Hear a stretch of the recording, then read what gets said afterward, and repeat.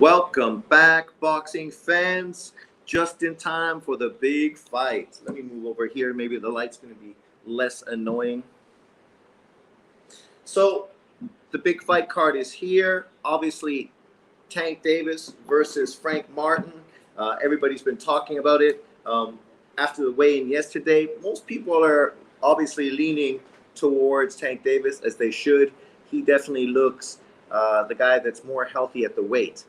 But, you know, we have to wait and see how things unfold. Today has been a day full of upsets and surprises, so don't be surprised if something else happens. I am predicting that Tank Davis will win by third round TKO. Drunk Irishman, what's up, my man? What do you think of the fight so far? Paquito's in the house. Wayne Evans, what's up, my man? So, obviously, it's been a good card so far. We had good fights from the UK earlier today with some surprisingly results as well. I really thought Richard Rappaport was going to win the rematch. Obviously, he won the original fight, and I felt now with the world title on the line, this was his chance to really make a name for himself. But Billum Smith did what he had to do and ended up getting revenge and the win to defend his title. So congratulations to him. Now, of course, we have both cards going on, one from Vegas, the Tank Davis card, which I think right now David Benavidez is going to be stepping in to fight Gvozdyk. Great fight, but Gvozdyk, his time was 4 years ago. So let's put that into context. And of course, we have the Subriel Matias card that's happening as well.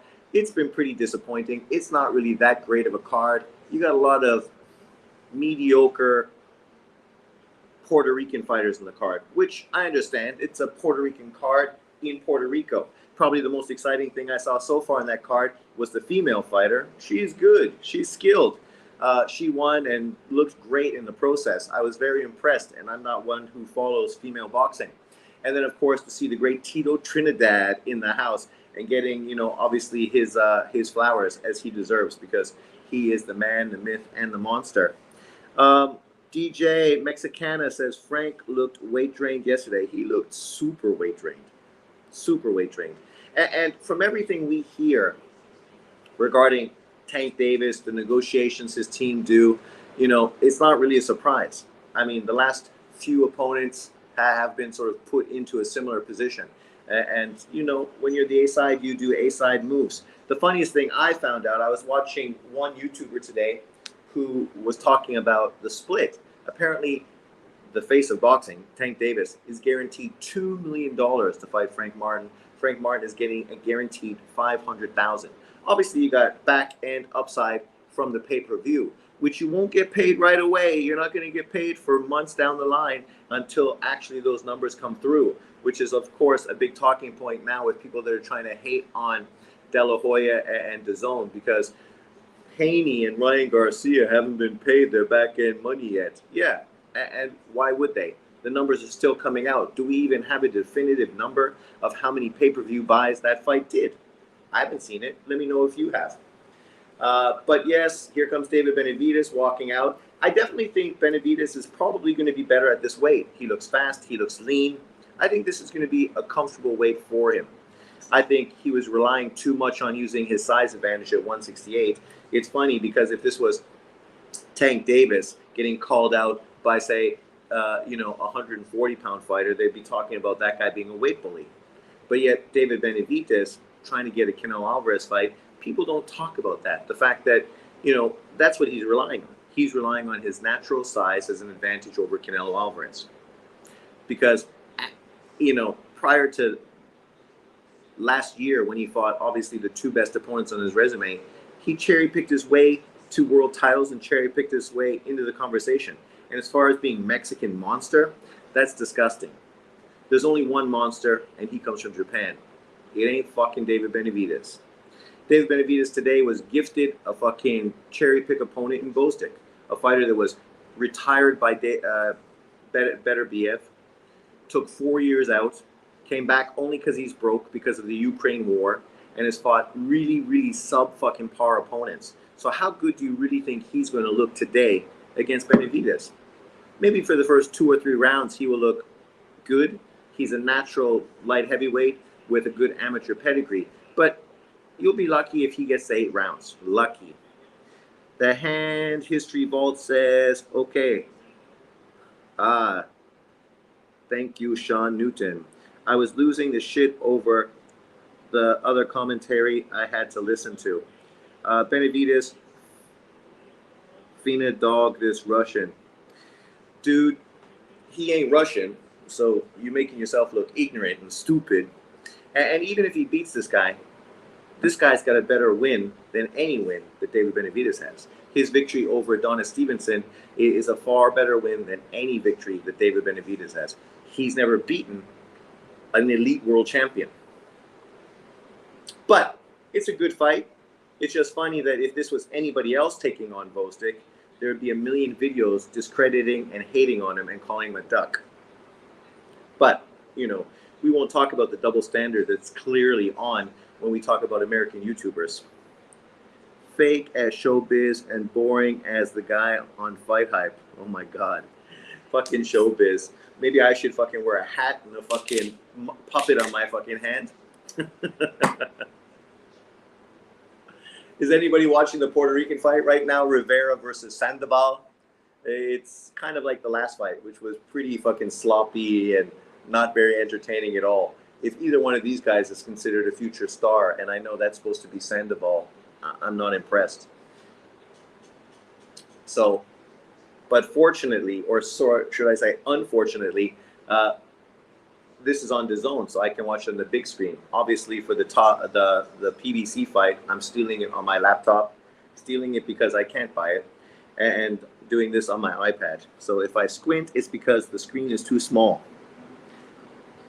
He's really the second best to Usyk. Who? Gvozdyk? You're fucking high. Jump Boxing got Carmode. What's that? What's your deal with David Benavidez? He's not black. Dale Bailey, I'm keeping it 100. Has nothing to do with race. Benavidez is a guy who's clout chased his whole fucking point to his career off of Canelo Alvarez, yet has done nothing until last year when he had 2 very good victories, one of which was a guy he should have fought for unification years earlier, but he waited until Canelo beat him. Canelo gets no credit for beating Plant, but Benavidez does, right? You know, the irony. And if who's going to be fighting Andrade next? I saw Andrade is scheduled to fight somebody, but I can't remember who it is. Oh, Berlanga, right? Here we go. The fight is here. Benavidez versus Gvozdyk. I do expect Gvozdyk to be competitive, probably for 2 or 3 rounds. He's probably going to be the bigger guy, and he's probably going to be able to take it for 3 rounds until mentally he crumbles, because we know mentally he's weak. We saw that already against David Benavidez, against Beterbiev. Gvozdyk for the upset. What's up, Iceman? So, and we're off. Gvozdyk throwing jabs and a body shot. David looks smaller, for the first time in his career. Gvozdyk is definitely thicker than Benavidez. It'll be interesting to see Benavidez fight when he's not the biggest fighter out there. Now he's going to have to rely on technique and speed. And let's see what his power is like now that he's up at a higher weight division. If he does get beat by Gvozdyk, that would be the fucking funniest thing ever. With all the hype people are pushing. You know, I just saw JB today shitting on Elijah Garcia for getting beat. But he criticizes Americans for hating on Americans. Well, Elijah Garcia is American. So why are you hating on an American, right? Don't be a hypocrite.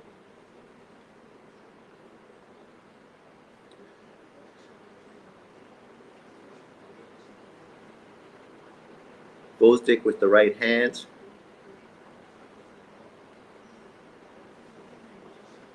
Good body shot from Benavidez. A little left to the body.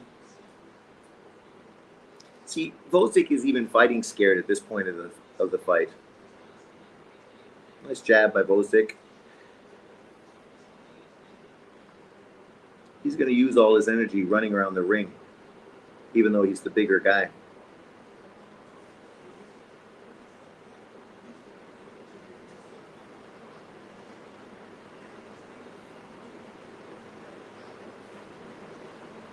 The question is, does Gvozdyk have enough power to keep David Benavidez honest?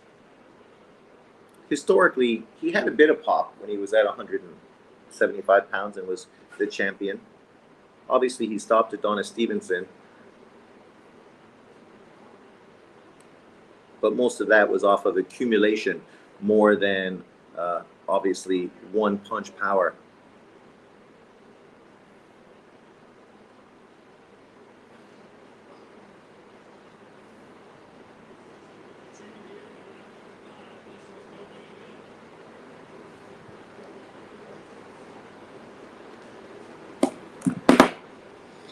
Nice little slapping left from Gvozdyk.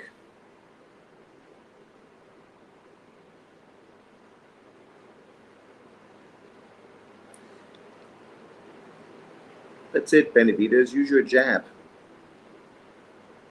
If you want to beat Gvozdyk, you need to use your jab consistently to take his away, which is going to open up your power shots.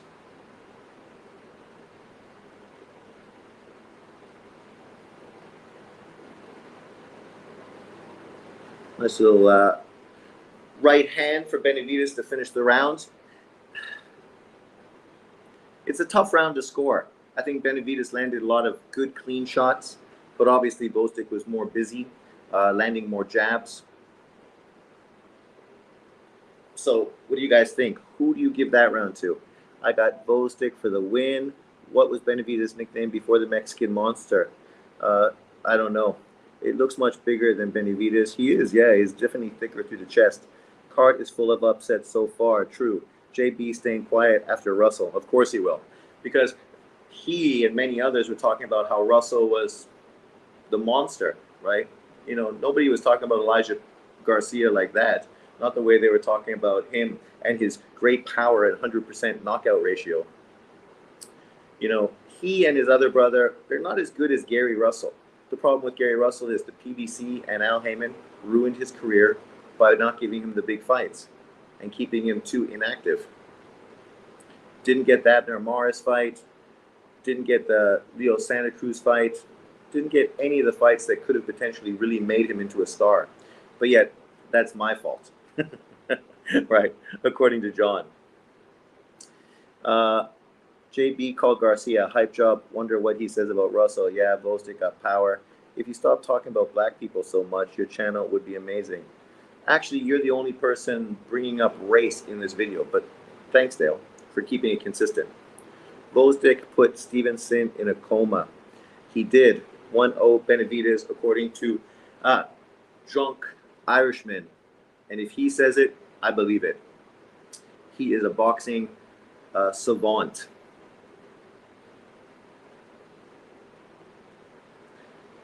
See, that's the thing, right? Gvozdyk, he's trying a lot of things to keep Benavidez from moving forward, but what you got to do is start throwing a fucking crisp jab and follow up with nice right hands and hook to the body and actually connect. But this is what I said about him. He's not the same version that he was when he fought Beterbiev. He's a guy fighting for a paycheck. He's not a guy fighting for legacy. He took this fight because after fighting two bums, this was the big paycheck opportunity that he needed.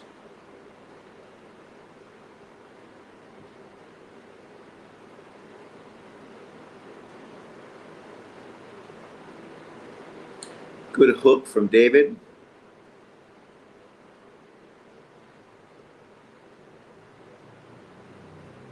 Nice right hand. Was that a right hand or a left hand from Benavidez? It was clean. Caught Gvozdyk nice.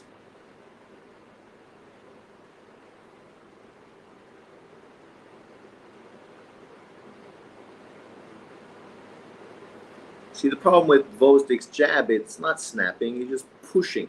So it's easy to counter. It's not so effective that it's going to keep Benavidez honest either. And I don't even know if he's landed a real power punch yet.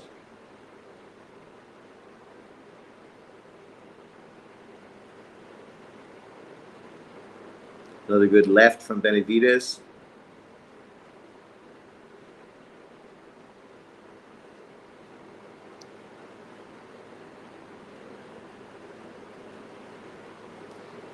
I wonder if Benavidez wins this fight impressively, if he's truly going to take on the winner of Bivol versus Beterbiev, because that would be a great fight and a legacy fight. If he takes on an opponent like that for undisputed light heavyweight, his future is bright. If he's able to win that and become an undisputed 175-pound champion, then the push for Canelo Alvarez to fight him is going to be fucking insane. Truly insane. Who is Micah Parsons? Football player? Benavidez landing some good body shots. He is. He's a very good body shot, good body puncher.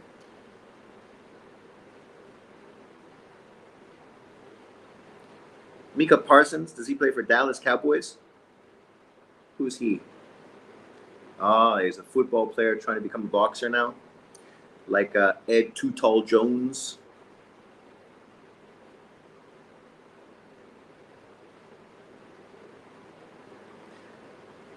That's also the thing about football players. These guys got paid. They're millionaires. And now they're trying to transition into a new sport. Mentally, I just don't think they have what it takes to really be elite with that kind of adjustment, with that kind of change. Is my fan bothering you guys? Let me know if the sound is too much. I can always turn it off and sweat my ass off, but let me know what you're hearing. Rivera Sandoval, round 7. Gvozdyk Bivol, round 3.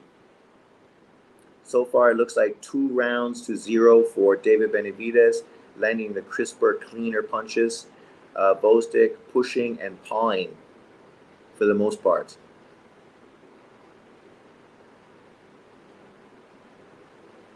You extend that jab like that and you don't do anything, you're just going to allow him to hit your ribs with big power shots. You got to let your hands go.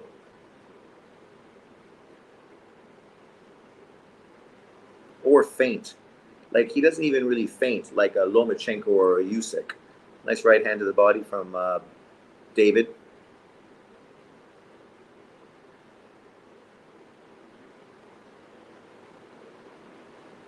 Who wants a boxing now?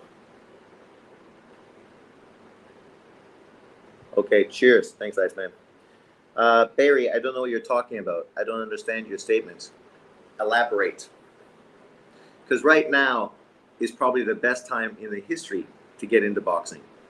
Now with Saudi Arabian cash flowing to the boxing, did you hear about the potential league that they're trying to create? 12 weight classes, 15 top 15 fighters that represent each division, and then obviously it's just going to be like that. So you're going to literally get the best fighters fighting the best. You're going to know who's the best. Obviously, you're going to need to get the 15 best fighters to represent. Otherwise, it's kind of like the World Boxing Super Series. You know, it answers some questions, but it doesn't answer all the questions, and that would be disappointing. So hopefully the big bucks pay off Al Heyman, pay off De La Hoya, pay off Eddie Hearn. Those ones I think already are paid off, and pay off Bob Arum to get them involved. But we will see. What would be, that would be amazing. Fuck, man, that's going to be excellent. Gvozdyk needs to commit to the punches. All he's doing is touching with his jab. That's it. And pawing, right? You're not throwing punches that are going to keep Benavidez honest. Look at Benavidez fucking with the jump and hook. Benavidez is looking a little gassed though, eh? Mouth is open. Maybe this pace is potentially going to have some impact on him. If Gvozdyk can pull him into deep waters, maybe then we'll see something different. But I don't have much faith in Gvozdyk. But he's a big guy. He can act like a punching bag for the first 8 rounds. Come on, Gvozdyk. You are the naturally bigger guy. Use it. Exactly. Who is boxing now? Oh, Barry, who's boxing now? David Benavidez is fighting Gvozdyk, ex-WBC light heavyweight world champion. And Benavidez just moved up to the light heavyweight division to take him on. DJ, you gave Gvozdyk 1 round? What round did you give him? Must have been the first round, because those combinations are landing. Look at that. 4-punch combination on the inside Benavidez. That looked good. You know, that's David Benavidez' strength. Fast combinations on the inside.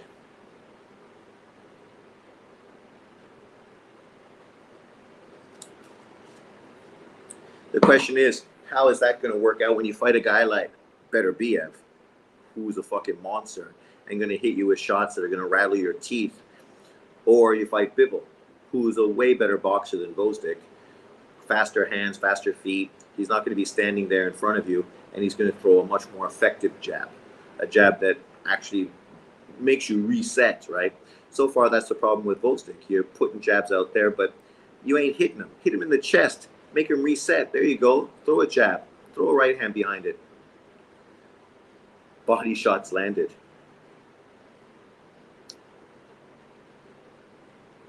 I don't think he threw that many body shots, did he? 12 body shots in the third round? Sometimes fucking those punch stats, they make you wonder. What did you guys think about the Gary Russell score? 118-110 for Russell. That tells you what's wrong with boxing. Like, I hope Saudi Arabia fixes that shit too, because that shit is just ridiculous. Ridiculous. I would like it better if everything was scored by AI, right? Computers, you know, from cameras all around the ring. You could put cameras in every corner, and they dictate what punches land, and that determines everything. It might actually make boxing more boring, more touch, like amateur fighting, but at least at the end of the day, it might be more effective than what we have now. Does Yarde beat David? Anthony Yarde fucking is a way better opponent than fucking Gvozdyk. Way better opponent. His jab is longer. He's got some behind it. He's tough as nails. And he's got some real power. But I won't say he wins, because at 175, we still don't know much about David Benavidez. This might be his perfect division. He might be the monster of the 175-pound weight class. But at this point, fighting Gvozdyk doesn't really tell me too much about that. Benavidez is okay, but I like Bivol. That's what it looked like, DJ. I had it 114, 113 Gary. I felt Gary lost the fight, but if it was 114, 113, I wouldn't have been fussed.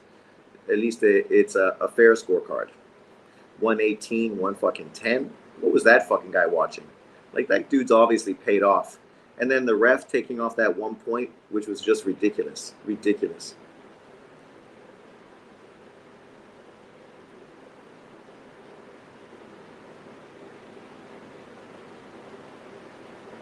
Oh, good left hand from David, counter punch. It's just a matter of time. I predicted 8th round.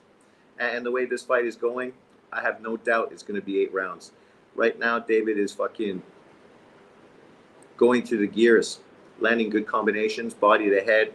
And Gvozdyk, the way he's fighting, he's just allowing Benavidez to do that to him.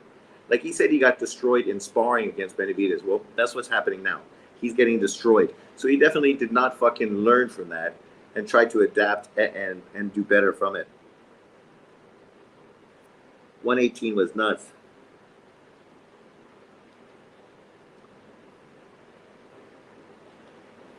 He does have gears, Alonzo. What are you talking about? He's going through gears. As the rounds have progressed, he's been putting his punches together and putting out far more volume. Look at his body punches. 9, 9, and then fucking, what was it, 30. So what are you talking about? No gears. That's the epitome of what going through the gears is.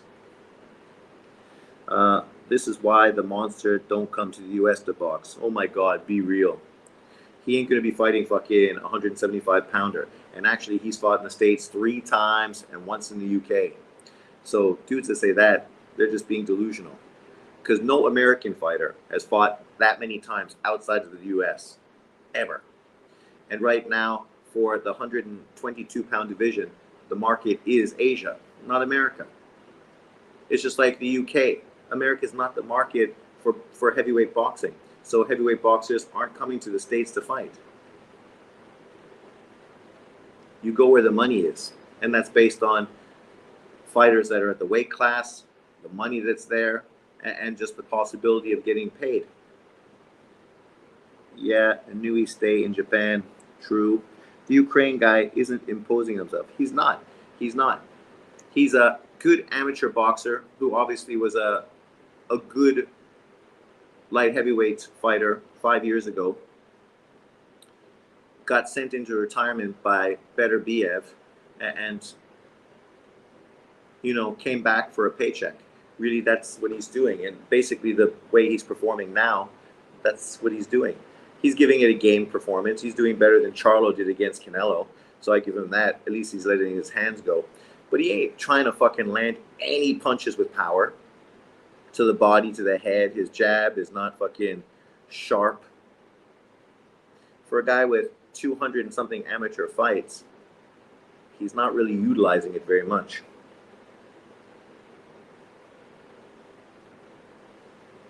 "73 punches landed to 30.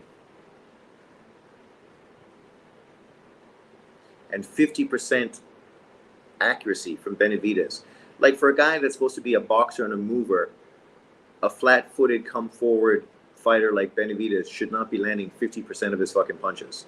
Like, you're obviously standing right in front of him, right? Like, how's he landed 50% of his punches? It makes no sense at all.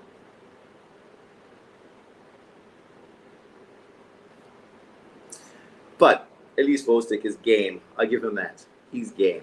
But people that were predicting Bostic to beat Benavidez, that ain't fucking playing out well now. This is easy work.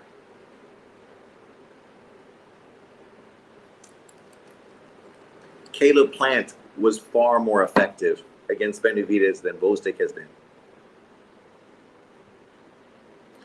The only thing you can say here is that Benavidez's power at 175 doesn't look that big because he's landed a lot of big shots and Bostic has absorbed all of them.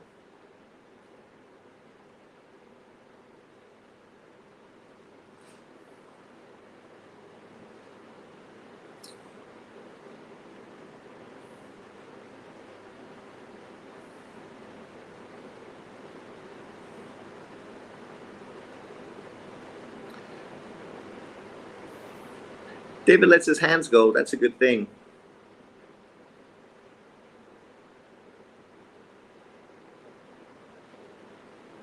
Boom. He's jumping a lot in those shots, eh?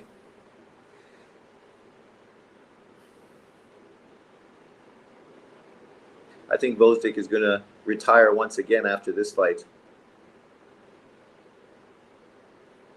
I heard Ring IQ. I think Ring IQ was the one really giving Bostic a lot of credit and really sort of hyping him up to potentially upset Benavidez. I might be wrong, but as far as I can remember, let me know if you heard Ring IQ say the same thing. Not to criticize Ring IQ, people have an opinion. It's just that opinion to me didn't seem legitimate because you're dismissing the fact that this guy hasn't been in with high-level competition for over 5 years. Right? Coming back to boxing and fighting an elite fighter after being out of the ring completely. And then being a sparring partner for dudes for a while and then coming back and fighting really, really low level opponents. That's not going to prepare you for this level of opponent. Bostic doing an incredible job blocking David's shots with his body and face. He's doing a good job doing that. You would think he's trying to be a punching bag. And so far, he's winning that battle. The only thing I can say is he's absorbing it pretty well. So if he can go another 6 rounds doing that, maybe he can go the distance and end up getting beat 118, 110. It'll be interesting to see if Benavidez can stop him. Because if he goes up to light heavyweight, wins easily, conclusively, but isn't able to stop him, kind of like the criticism thrown at him when he fought Caleb Plant. Even though I think it's fake criticism. He dominated and beat Plant's ass. So to try to be petty and say, well, Canelo Alvarez stopped him and you didn't. Yeah. Styles make fights, right? It's a great win for Canelo. Canelo beat a guy for unification that was undefeated. For Benavidez, he went in with a guy who after he discovered that he couldn't win, tried to survive. When people try to survive, it's really difficult to get them out. And that's basically what happened there. And don't be surprised if that's exactly what happens here. Because if Gvozdyk goes the distance with Benavidez, then maybe he can still get another payday in the future against somebody else, right?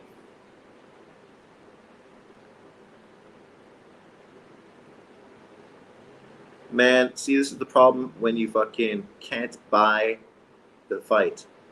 Now I'm on a stream and it closed on me, so now I'm fucking sitting here trying to reopen the fucking stream again, which is a pain in my ass.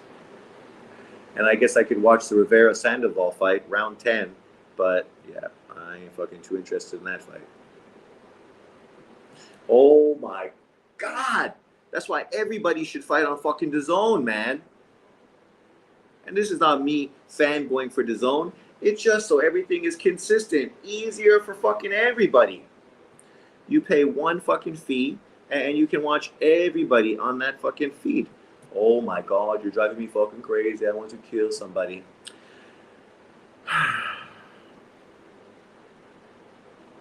This is the problem. And when you say that PBC fighters aren't fucking global, this is why. I live in Asia.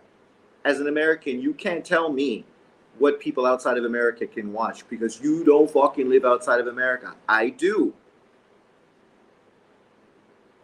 If I want to get a VPN and then do something like that, I can do that. But then once again, I'm jumping through a million fucking hurdles to try to watch a fight. And if I have any problems with the connection or whatever, then of course I can't watch the fight again, even if I pay all that money for VPNs and fucking other stuff. Oh my god, you're gonna make me punch you quickly, motherfucker.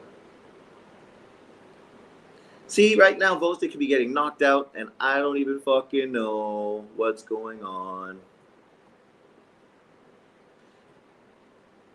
Who is Frank Martin's best win? Michel Rivera? But Michel Rivera was never really that good. People, let me know what's going on with the fight. I'm still trying to fucking open this fucking window.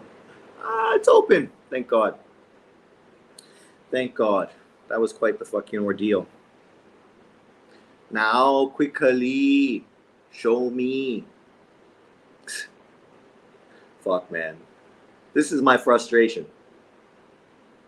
This is why I wish I did live in Canada, because then I would not have this fucking aggravation. I'd have other aggravations. Fucking Trudeau.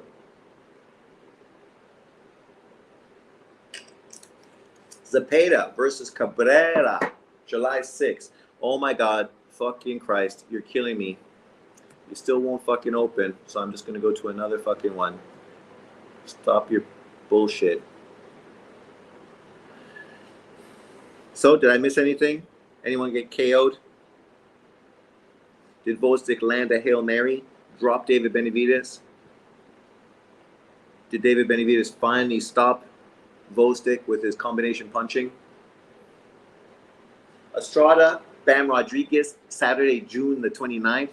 That, my friends, is going to be a fucking great fight. David's power is a myth. Of course his power is a myth. David is a combination puncher. He was always a combination puncher. Like, think about that great combination that he threw against Porky Medina. That was what was great. The hand speed and the combination that he threw for a big dude, right? That was his charm. But trying to say that he's the Mexican monster, oh my god. Slow your roll, people. It's dismissive towards Mexican fighters. Oh, it's back. Round 7. 100-48. Gvozdyk landing 25% of his shots. So you got a dude coming straight at you, and you can only land a quarter of your power. Like, he's right in front of you, dude. You just got to throw fucking straight punches. You're bound to hit something.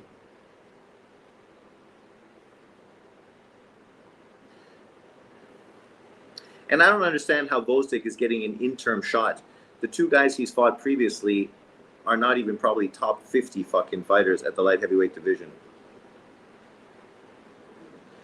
He's just the best guy up.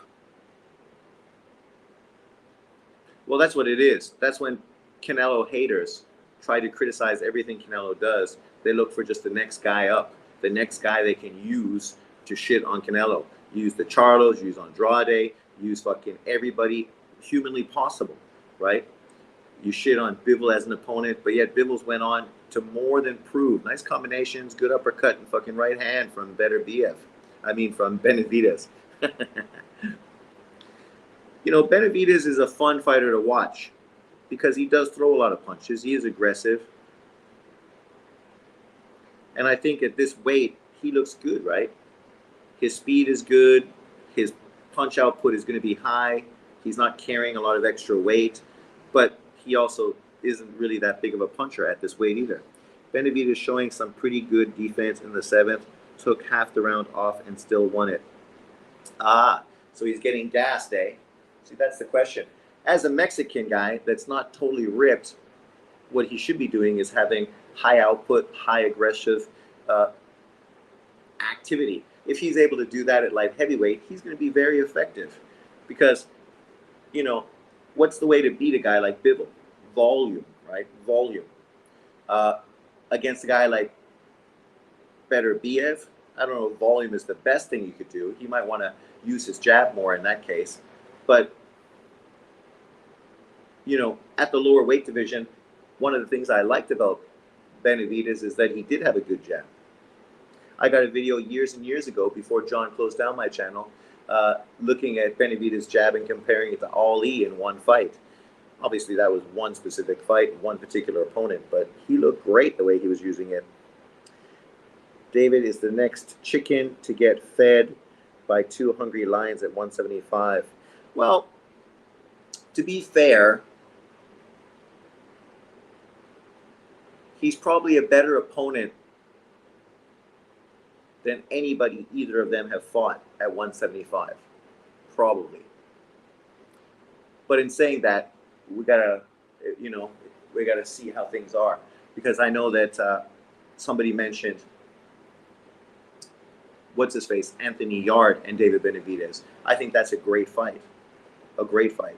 But Anthony Yarde is a top fighter, right? I know he got beat by both Kovalev and Beterbiev, but he was really effective and did great in both of those fights. Bostic has an iron chin. Well, I don't know if he's got an iron chin or if David's power at 175 just isn't that good. You know who I think will be great at this weight class? David Morrell. That's the fight I'd like to see. Benavidez versus Morrell. I think Morrell has better power. I think he's got more speed. He's obviously more a fundamental boxer with a better jab.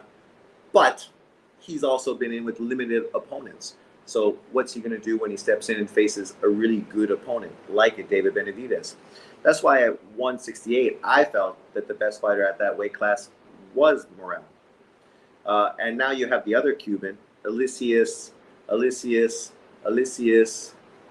What's his last name? Alicius. Fuck, man. He escapes me. But that kid looks good, too. He's a bit of a monster himself. Good power, coming off of a sensational victory in his last fight, a 1-round stoppage. That was impressive. The question is, what's this Australian guy going to do against Subriel Matias? He's going to get knocked the fuck out. That's what's going to happen.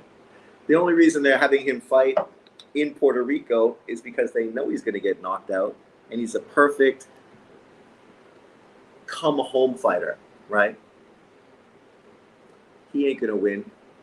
But think about training there. That's a nice place to train. You're running on the beach. You're swimming afterwards to fucking rinse off. We could all have so lucky. Matias. He's a bad man. But in saying that, he's also fought limited opposition. So how good is he? Is he better than Lopez? Is he better than Haney? Could he beat Ryan Garcia? Could he beat Jack Cattrall, who apparently is ducking him? Did you hear who Cattrall is going to fight next? Arnold Barboza? What the fuck, man? What's the point of fighting Arnold Barboza? It's not a step-up fight. It's not a bigger money fight. Hopefully Arnold Barboza is coming to the UK, because if you go to the US as Jack Cattrall and fight Arnold Barboza, hopefully you're not headlining, because that ain't selling anything in America. That ain't selling anything. Nobody's fucking going to be interested in that fight. Not at all.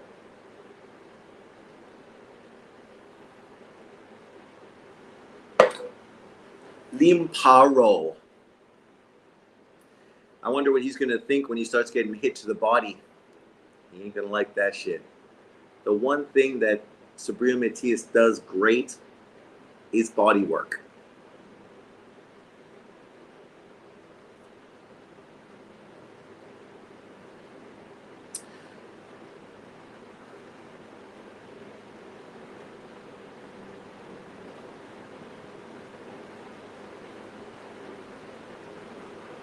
Oh.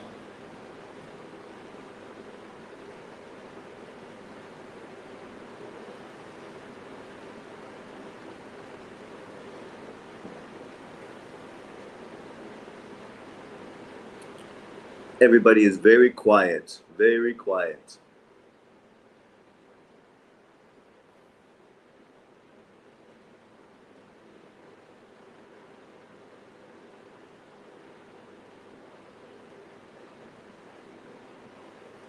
Gvozdyk Benavidez.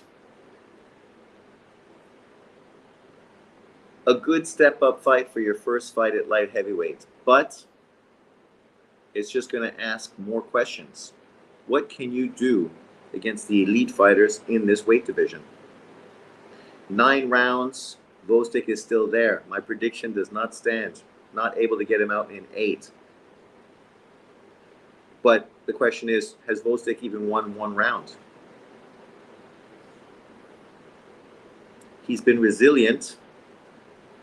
He's shown that Benavidez' power is overrated. But that's about all we've learned. Now let's see if he can push the pressure on him and see what kind of gas tank Benavidez has now going into the championship rounds. Imagine if Gvozdyk would have threw some punches to the body, right? Which obviously could have potentially drained David Benavidez even more.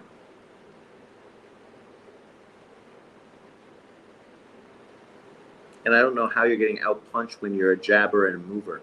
Just with your jab, you should be out-throwing the other guy by a lot. And you should be able to land your jab at a higher percentage than he's landing power shots.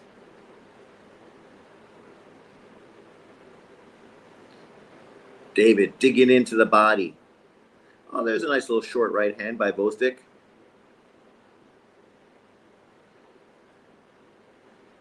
Gvozdyk looks like he's standing in there a little more now. Obviously, Benavidez' punches. Oh, there's a little uppercut by Gvozdyk on the inside.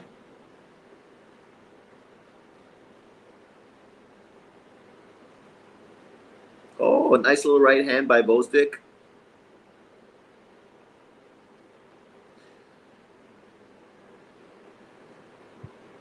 So it looks like that was Gvozdyk's game plan from day one, to go in there, absorb his power, tire him out, and then potentially try to beat him at the end. But you better hope to stop him, because you ain't going to win on the cards.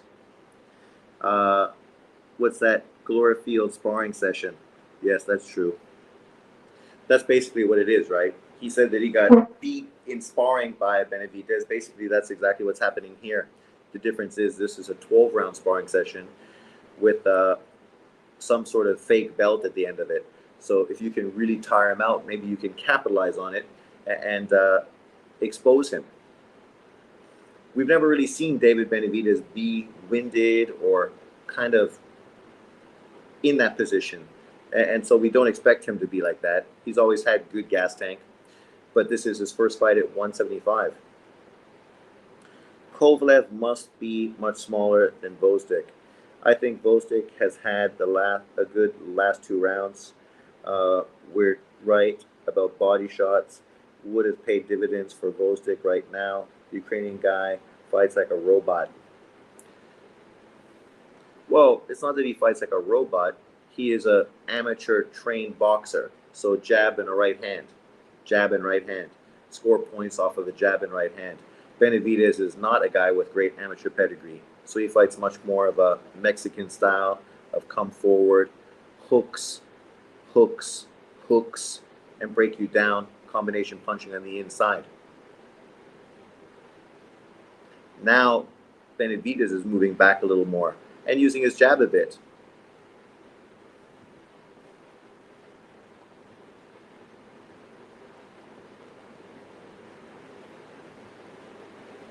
See, this would be telling if David Benavidez's jab can really carry him for the next 3 rounds. He didn't utilize it that effective early on.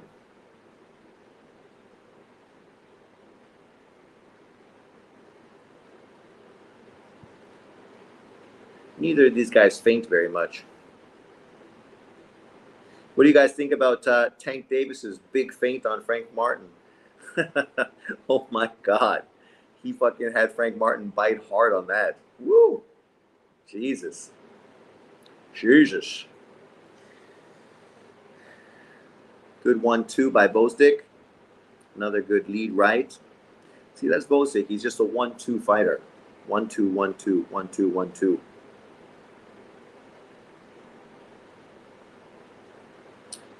He should hook a little more off of it, but Benavidez is really fighting a little different now, eh? Not nearly as aggressive. Not trying to get on the inside as much anymore. Basically just fighting from the outside. Bostic might want to fucking step on it. Put some pressure on him. Hit that body with a jab or a fucking straight right hand.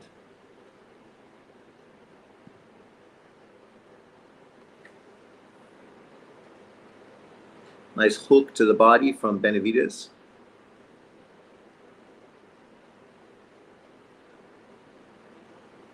Nice, oh, there you go. That was a good combination. Nice clean left hand. Looked like it got Bostic's attention.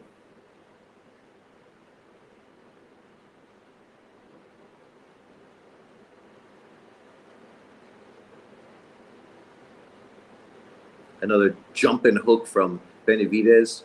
A nice right hand from Benavidez. Benavidez started slow, but he ended it good. Let's go Oilers. Woo. LA, Bama. Fuck, I pray the Oilers win. Pray. Let's go. I live in Taiwan, so I'm not a huge hockey fan, but it would be fucking great for Canada to have a Canadian team finally win the Stanley Cup since fucking the Canadiens won it in 1980 something, 1982, whenever that was. Tank owes him 2 for flinching. Boom. Oh my God, Bostic, your defense is terrible.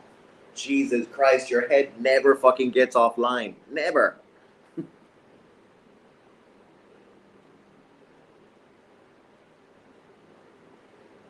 You're not going to be able to hit me. You don't know where I'm going to be. Like, this is the guy that uses his legs, but not as effective as he should. Uses no fucking hip movement. If you're going to do that, keep your fucking hands up and chin fucking tied down, man. Ukrainian boxers don't go to the body at all.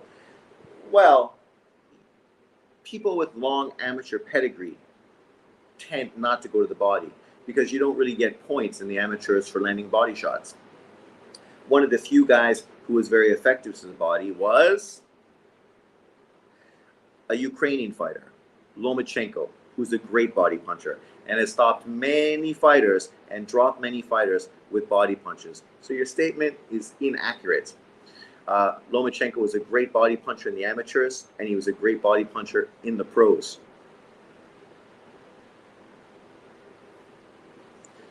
But it's true, typical boxers, not just Ukrainians, Cubans, any of them, Russians, anybody that comes from that amateur pedigree, most of them are not body punchers.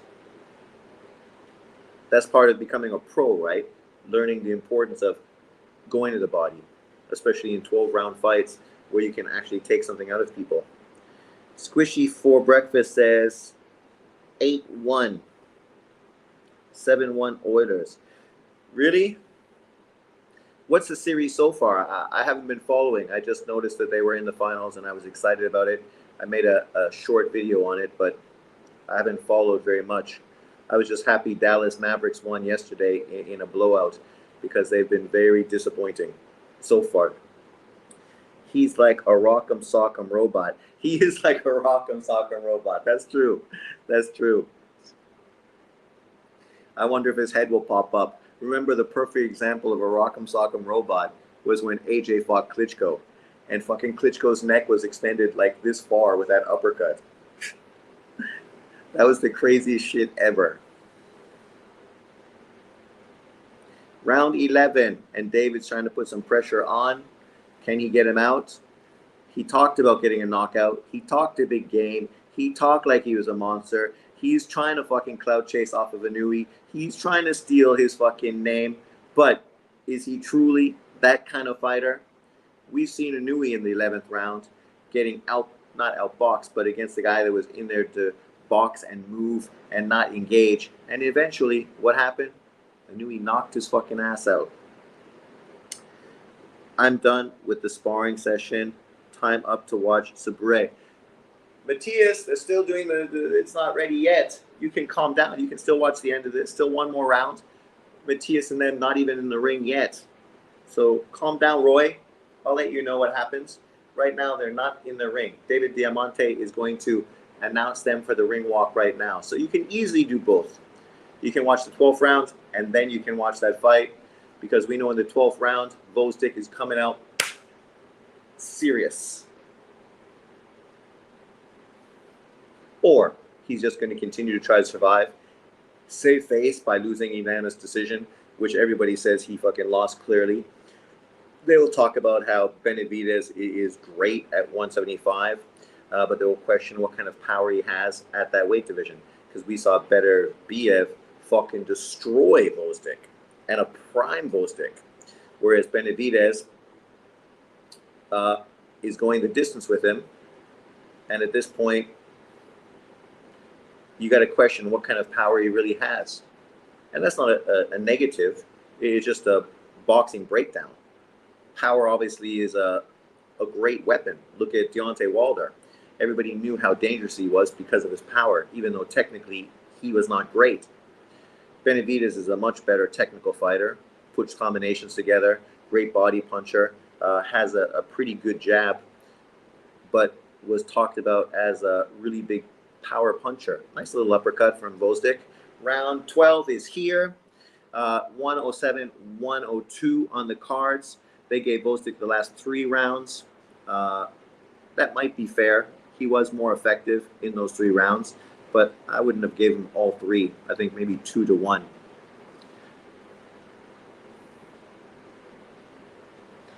See, you should have done that more, but not pat it out, but throw it with some fucking aggression. Lead right hands.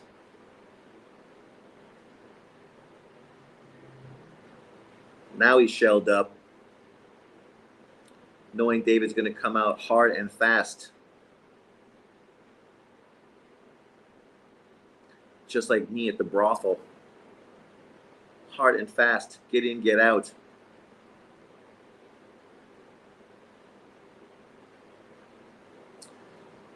That's my code name when I go to Thailand. Hard and fast. 12th round, Gvozdyk needs a knockout. Yes, he does. Benavidez is tired as fuck. He's lucky Gvozdyk doesn't have much power. True. True. Oh, they're singing the national anthems. So you got lots of time, Roy Dixon. They're doing that before the walkway. So they timing this bet perfect. David does look fucking tired. His face is even red, even though you haven't seen him get hit that much.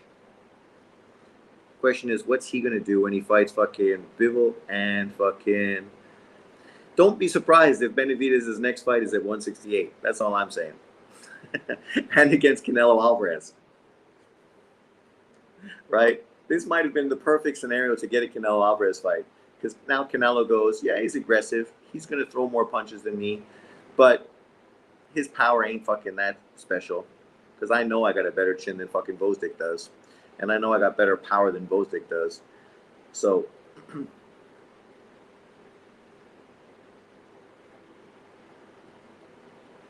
So September, Benavides, Canelo, Cinco de Mayo, or that's not Cinco de Mayo, but the other Mexican holiday. If you finish quick, that's a compliment to her, right? It is a compliment to her. If only women would understand that. If you didn't, it means you're not attractive and you need popsicle sticks to do the job. I was listening to a porn star.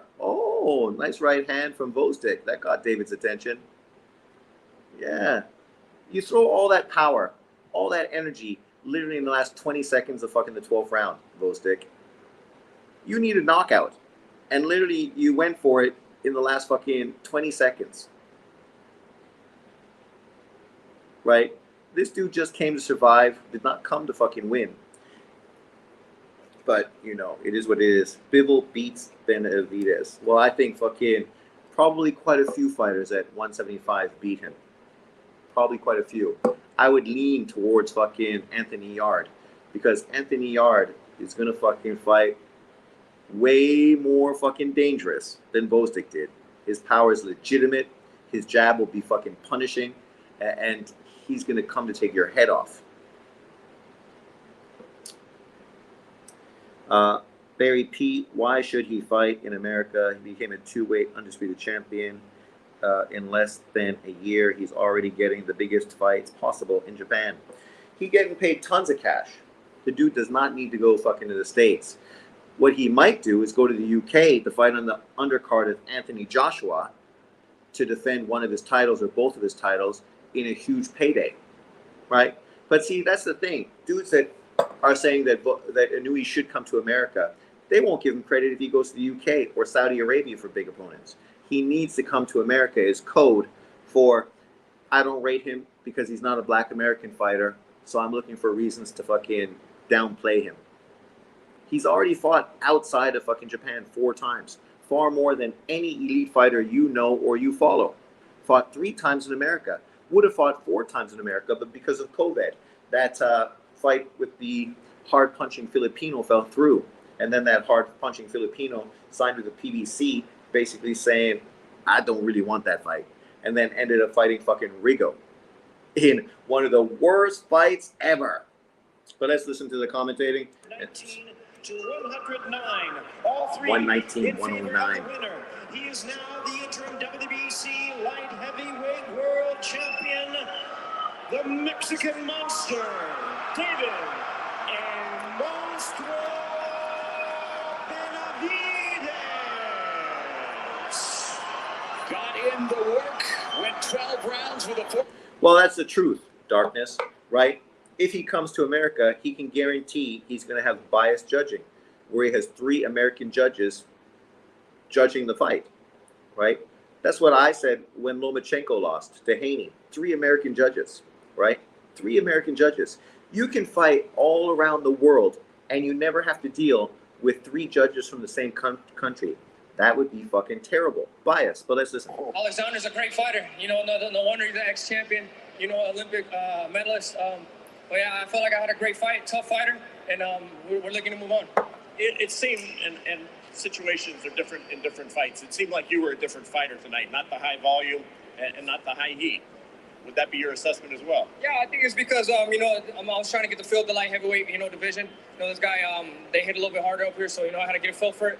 But also, too, I'm just happy I was able to make it tonight because 2 weeks ago I suffered a cut in my eye. This one that I have right here, I had a torn tendon on my right hand, and I didn't think I was going to make it tonight. Drunk Irishman, you mean after the fight, he felt Vosdick deserved the victory? Or like I said earlier, he was predicting that Vosdick was going to win? Benavides is overrated. He is overrated by a certain amount of boxing fans, a certain group of boxing fans. And some boxing fans who used to actually shit on him and rate Plant above him, right? When Plant was on Champside's pound-for-pound list. The truth is, he's a very good fighter. But yet, the same thing we say about Tank Davis and many other fighters is he's been untested. We don't know how good he is until he actually steps up and faces better competition, right? This is what you say about everybody. And the truth is, we know he was protected through his career, much like many other fighters. That's not hate on him. It's just clear to anyone that watches boxing. Yeah, after the fight. Shut up. Ring IQ said that Gvozdyk beat David Benavidez in this fight.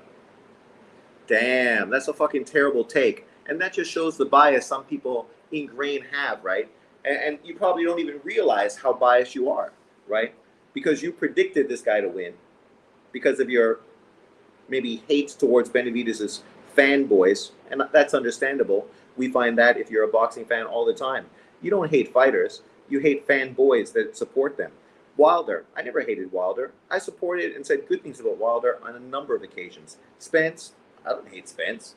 I think Spence is his worst enemy. But the problem is the crazy fans that support these guys makes you dislike the fans, not the fighters. It just makes you be blatantly fucking brutally honest when you break them down. That's what you do.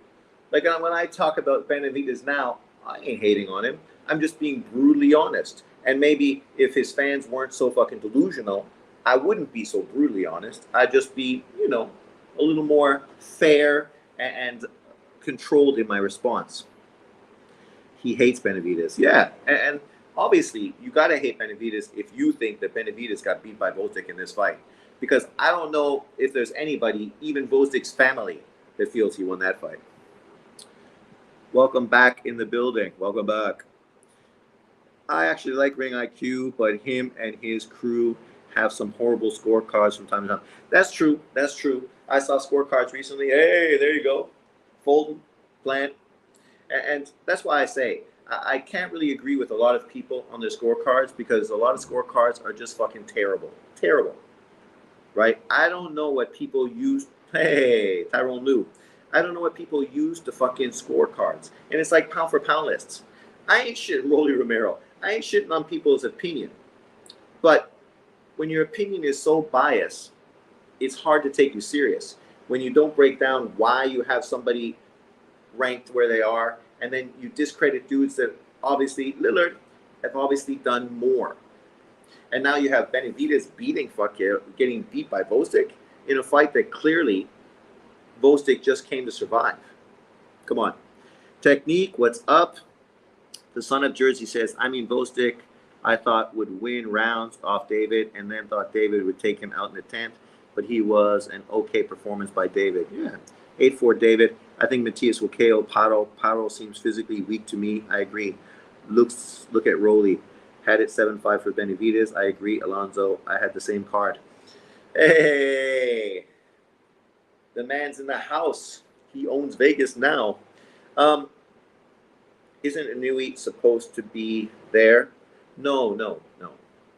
Inouye was at the card last weekend, the Top Rank card, because he came to America to win the Writers Fighter of the Year award. Matias is in the house.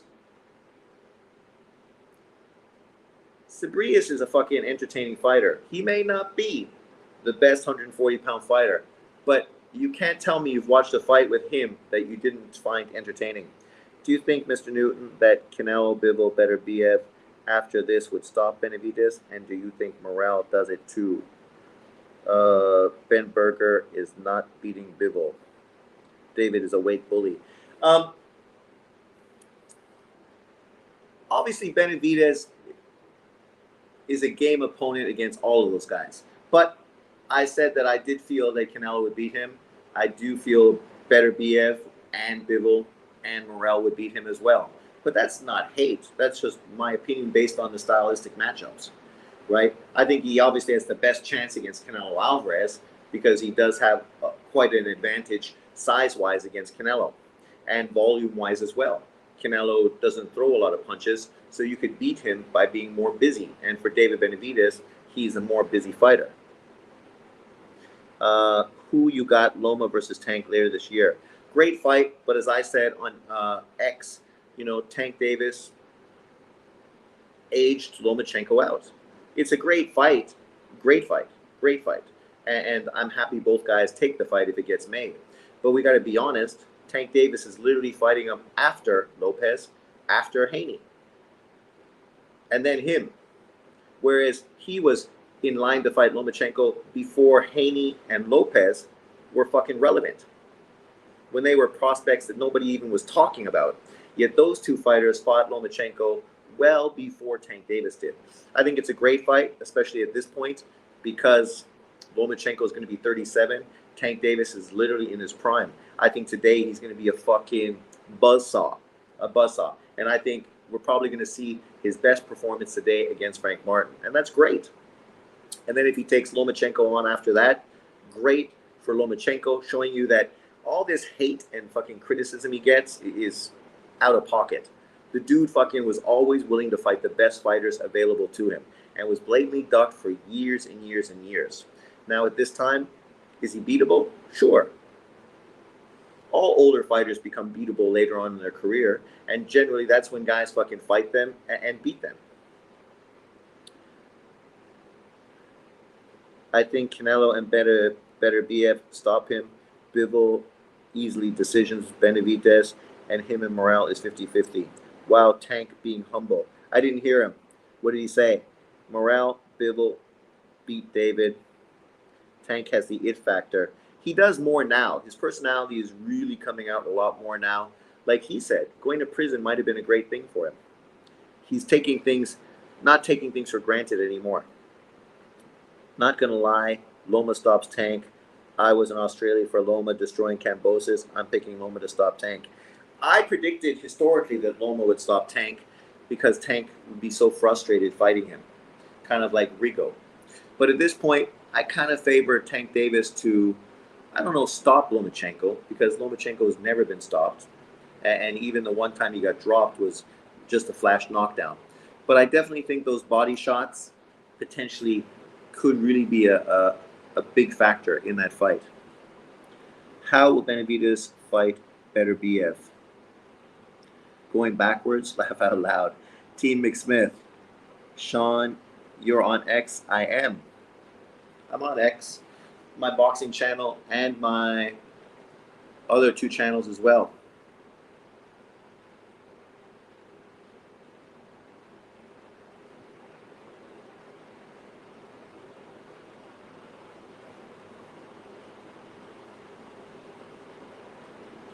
That's me. Only 143 followers.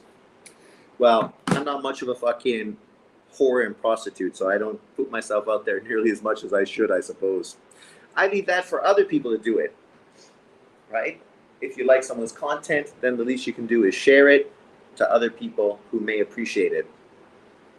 Here we go. Subriel Matias, the Fighting Canary, out of Puerto Rico. Puerto Rico. What is that? Fucking Pokemon on his shirt? The little kids will love him. He's going to have trading cards. I believe Loma got robbed versus Haney and Teal. I don't think he got robbed by Teal, but he definitely should have won the 12th round and made it a draw, as opposed to letting it end the way it did. But I definitely think it was a competitive fight. The one scorecard was totally a robbery. Oh my God, look who it is. Hi, Lily. Say hello to everybody. Calm down. I will give you some food later. I need to go plug my iPad in too. But let's get the first few rounds going. Man, this is all the big stuff is happening now. You, come on. What are you doing? Here we go. Matias, Frank Martin's going to walk in. Jesus Christ. In the minute between the fight, I have to run upstairs and get my charger. Because heaven forbid the best part of the night happens and now my fucking iPad goes off. He called it Sean. David is going back to 168. Did he say that? Shh. Trying to get that Canelo fight. So we're off. Paro coming out with a jab. Matias in front of him. Paro trying to establish his dominance by pushing with his pink shorts and pink shoes. I'm scared. Paro landing a big left hand. Matias just warming up. You get out. What are you doing? Get out of here. Scram all that. I'll feed you when I stand up. Nice left hand from Paro. You know the way we talk about it. We expect Paro to do well for the first 2 or 3 rounds. And then eventually the body punches are just going to brutalize him and stop him quick. Lily, did you give a thumbs up? Nice job. Good job, Lily. Nice body shot from Paro. Paro's left hand is pretty effective, eh? Ooh. Ooh.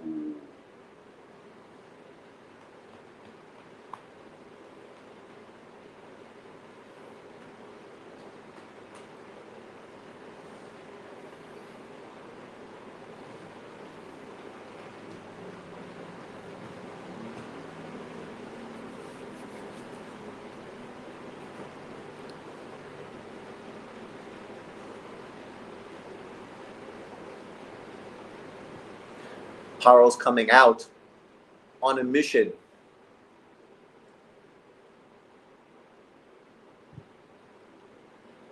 Stepping on his feet.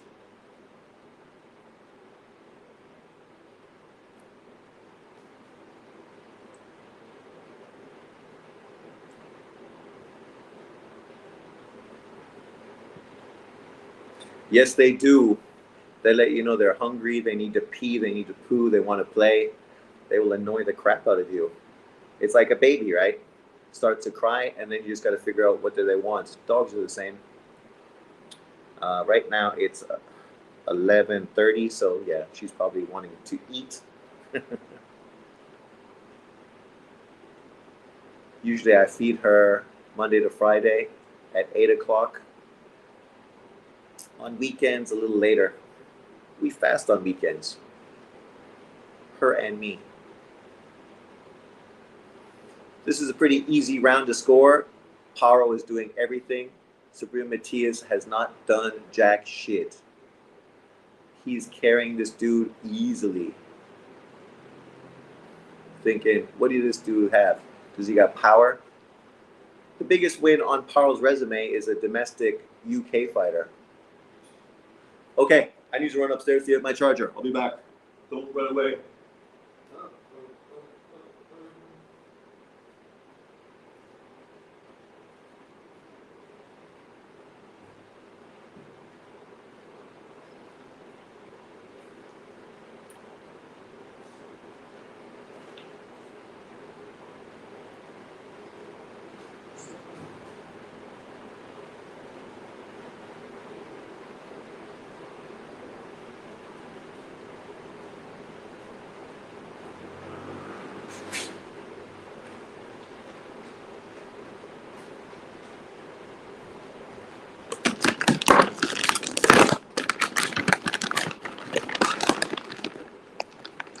Here, Lily. Go. Now you want to eat. Round 2.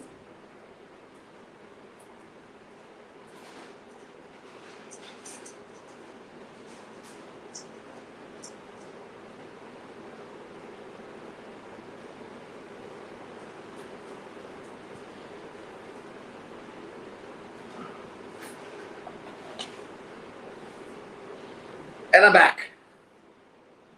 Round 2.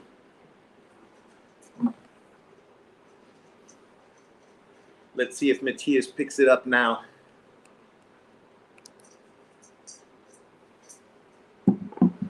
Oh my God. The drama.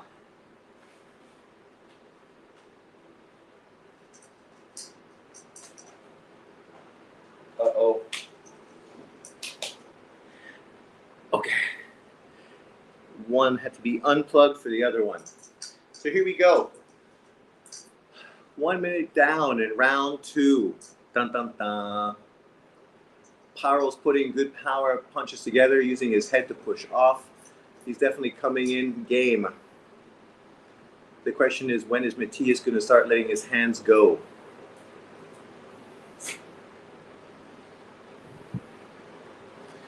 I wonder if people are going to criticize Matias like they criticized Lomachenko for starting slow and giving away the first few rounds. Oh, some short body punches from Matias. There you go, digging in. As I said, I expect this fight to be over in 6 rounds to a body shot from Matias. Now his hands are starting to go. He's warmed up. Oh, nice little short left hand. Pearl's heart is definitely going to be tested.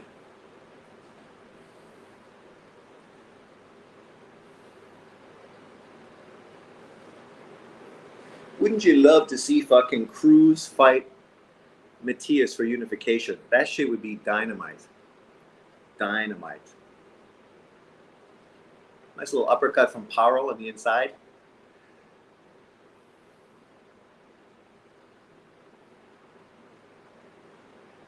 The walk-in, Frank Martin is now making his entrance into the arena. Another man sporting pink. I wonder if Tank Davis is going to support yellow. Paro uses his head a lot on the inside to push off.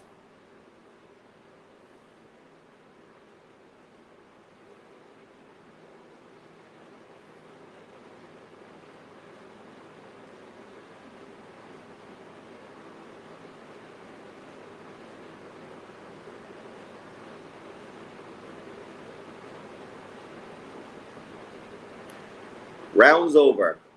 I still think Pero probably won that round, but we start to see Matias make an effort, putting his hands together. So what do you guys think about Frank Martin? How many rounds is he going to go? Pero not going to last long. No, ref is warning Pero about his head. Really? He should warn about his head. Pero fighting smart. Lily would be the face of your channel. Well, I tried to use Roxy as my face of my channel, Black Dog Boxing, but I didn't know if that meant I was going to have only LDBC followers or if I was going to be called a racist. Pero's mixing punches well to the body. He is. No, he's fighting well. He's letting his hands go. He's not throwing the same punches, but he doesn't look like he has much power. And I don't know how resilient. Oh, that was a nice short little left by Subriel Matias. Round 3, and we're off. Luckily, this fight's probably not going to last long, so it probably won't get in the way of Martin Davis.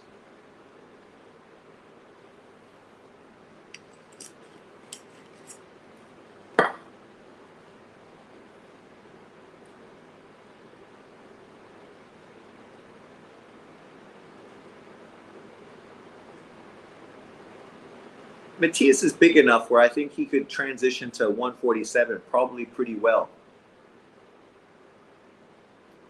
He's not the fastest footed fighter or hands, but obviously a guy like him, he's going to be more of a tough and rumble, break you down type of dude. Maybe like a Margarito.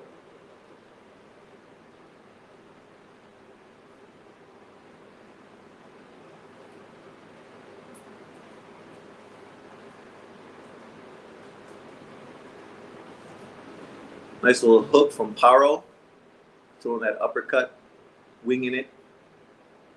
You look at the punches that fucking Matias lands. His whole body moves when he gets hit, even if it just hits him on the shoulder. Here comes Tank. Tank is definitely loving his celebrity now. He's definitely feeling himself, which is great. He should. Right now, you want to become the face of boxing, you need to fucking sell yourself, man. And that's what he's been doing. In the build-up to this fight, his personality is coming out a lot more. That's a good thing. Salute, Sean. You look good with a buzz cut. No homo. Taiwan is super fucking hot, so, you know, it comes to a point where you just feel greasy, so you figure you might as well just shave the shit off.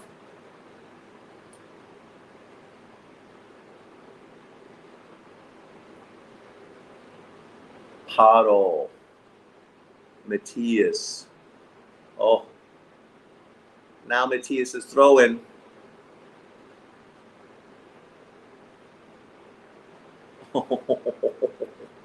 He is a buzzsaw, Matias.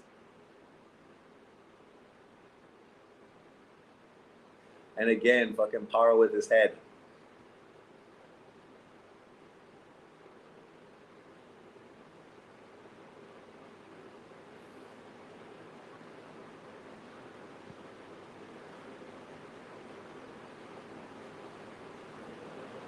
Round 3 is almost over. 3 rounds to go before my prediction is proven. Nice uppercut from Paro. It's a good shot. left uppercut, lead left uppercut. Oh, nice short left from Matias. Oh, nice right hand on the bell. That's going to send to your corner with something to think about. God damn. New York, Max DeLuca, and from New Jersey, Steve Weiss. 3 American judges in Vegas again. Even with American fighters, you shouldn't have 3 American judges. Only in America. Only in America. The main event of the evening, 12 rounds of boxing in a battle of undefeated southpaws for the WBA Lightweight Championship of the World. Look at Ellerby's fucking suit. Just want to throw a milkshake at him. Live from the world famous MGM Grand Garden Arena in Las Vegas, it's prime time. Prime time. No more showtime. Introducing you first, the challenger on my right, fighting out of the red corner, wearing lavender trunks, training in Dallas, Texas, and hailing from Detroit, Round Michigan. 4. He weighed in at 134 and 1/2 pounds. He is undefeated in his campaign in the ring with a record of 18 wins, no losses. 12 of his wins coming by way of knockout. Tonight he is making his first attempt at a world title. Ladies and gentlemen, please welcome the undefeated all-action world rank contender, introducing Frank the Ghost Martin. He better be a ghost in this fight. And his opponent across the ring, the defending world champion, fighting out of the blue corner, wearing black trunks with multicolored trim, hailing from Baltimore, Maryland. He weighed in at a trim and ready 133 and 1/2 pounds. He is also undefeated in his tremendous campaign in the ring with a record of 29 wins, no losses, 27 wins coming by way of knockout.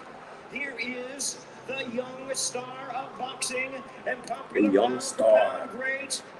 Ladies and gentlemen, please welcome the hard-hitting and renowned 5-time 3-weight division world champion and the current undefeated, reigning and defending WBA lightweight champion of the world, introducing Gervonta.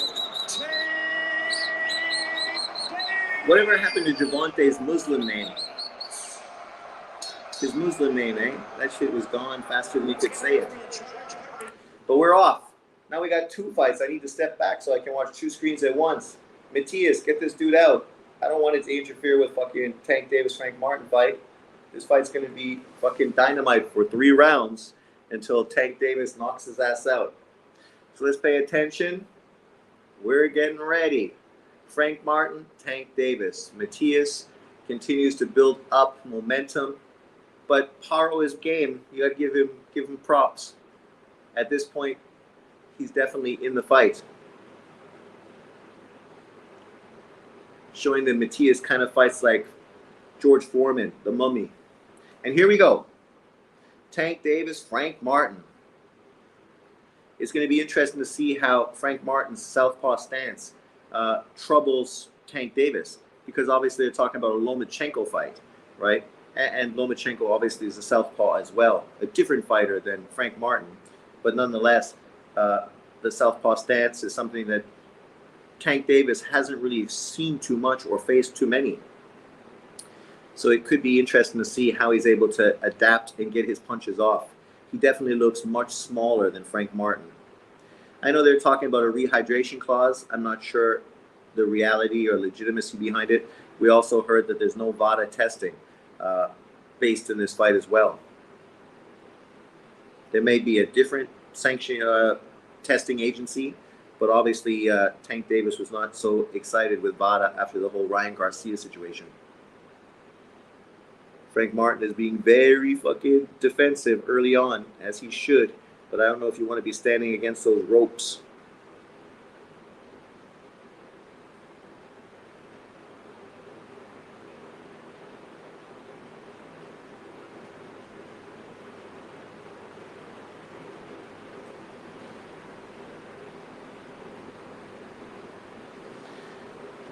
worst thing about my screen is they're blacking it out every once in a while. So I might be prone to fucking missing something. Nice little hook to the body from Frank Martin. Nice straight punch from Martin.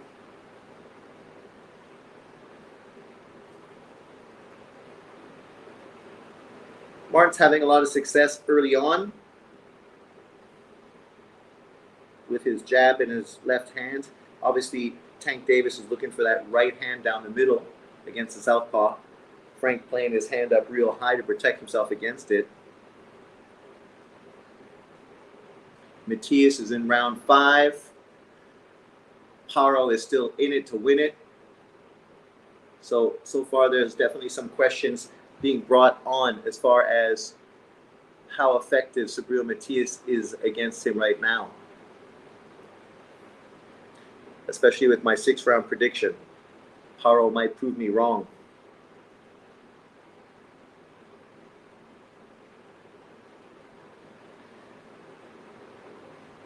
Nice straight left from Frank Martin. See, this is always the problem with Tank Davis. Kind of like Canelo Alvarez. Both of them are more counter punchers than they are lead punchers, which means that they can be outpunched. Volume can be used against them, right? And because of that, they can lose rounds. But similar to Deontay Wilder, that power obviously can change things fucking like that. The scorecards, they got 39-37 for Paro in the 5th round. Only 1 round for Matias. I think that round was a Frank Martin round. Let me know what you guys think in the comment section below. Obviously, Frank Martin was more effective, as you expect him to be in the 1st round. Tank Davis is trying to time him and get him set up so he can land the big counter punches, which means in the meantime, Frank Martin should be able to outland him, should be able to outthrow him. Drunk Irishman agrees with me, so it must be true. Martin looks to be recovered real well from the weight cut. Yep, definitely 1-0 Frank. Yeah, you know he's going to recover, right? But the question is, how's that going to deal with his resilience and his endurance if the fight is a real fight? In the first few rounds, it shouldn't really make a difference. Here we are, round 2. I think Tank Davis looks much smaller in this fight than I think I've ever seen him before. I know for the weigh-in, he came in really light, 133.4. He's going to be smaller than Lomachenko on fight night.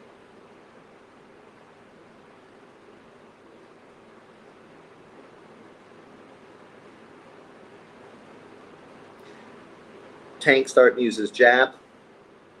I think what Tank should do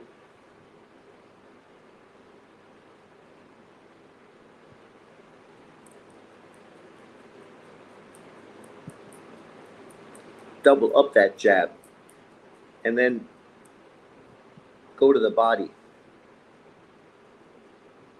Tank shrugging Frank off.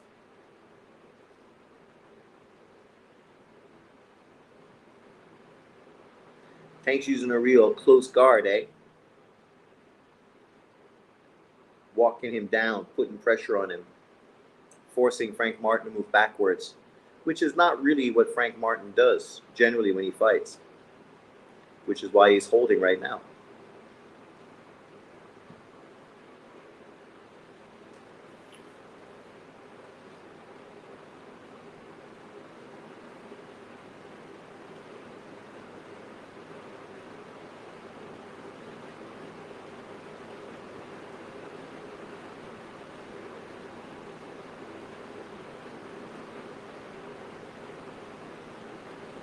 Good hook from Tank Davis.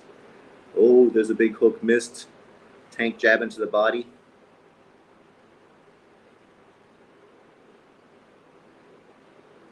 This fight is high level. Oh, walking him into that hook. Round 6. Come on, Subriel Matias. I need you to stop this motherfucker. Make my dreams come true. Make my prediction accurate. You got to give it to Liam Paro. He's doing what he needs to do. And That's all you could ask for him. He's an unknown dude from Australia going into this fight. Nobody knows who he is.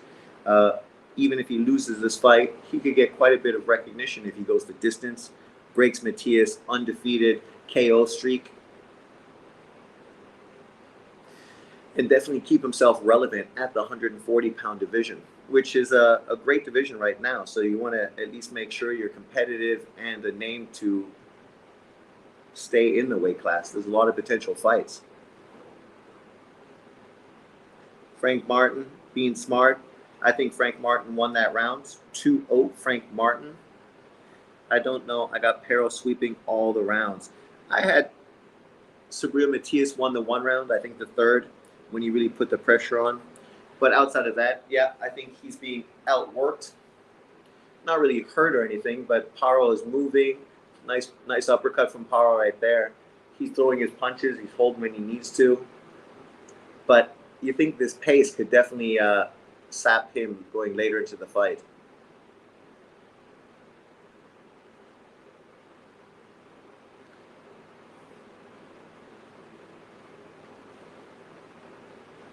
Matias opening up.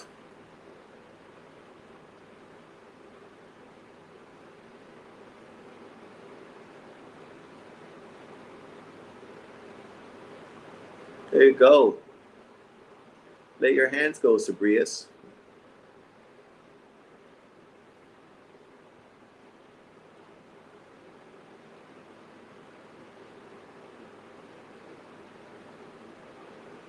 Oh, round 3. Tank Davis, Frank Martin.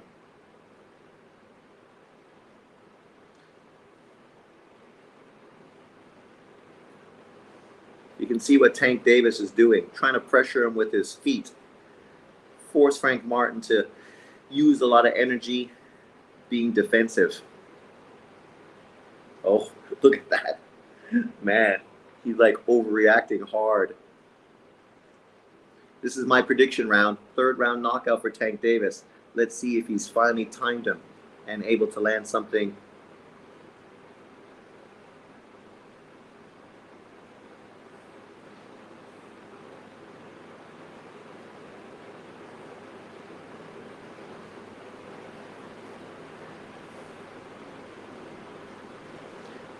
You look at Tank Davis, he looks super chilled, super relaxed, super composed. There you go. Big left hand from Tank. That composure, right?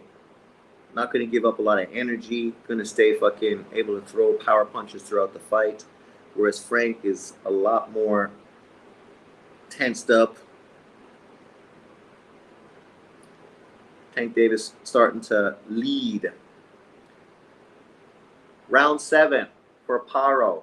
My prediction is broken. Let's see if he can keep his knockout percentage going. Fucking Frank Martin overreacting to those feints. Hard, man. Hard. That was a nice counter punch from Frank Martin. He's definitely dangerous, right? You don't want to do anything stupid getting inside. But the way he's overreacting, you could get him to bite on something hard and then counter punch him.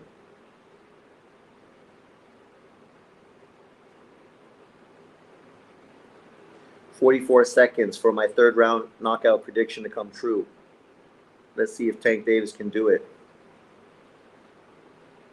It don't look likely yet. Looks like he might have to work Frank Martin into it a bit more.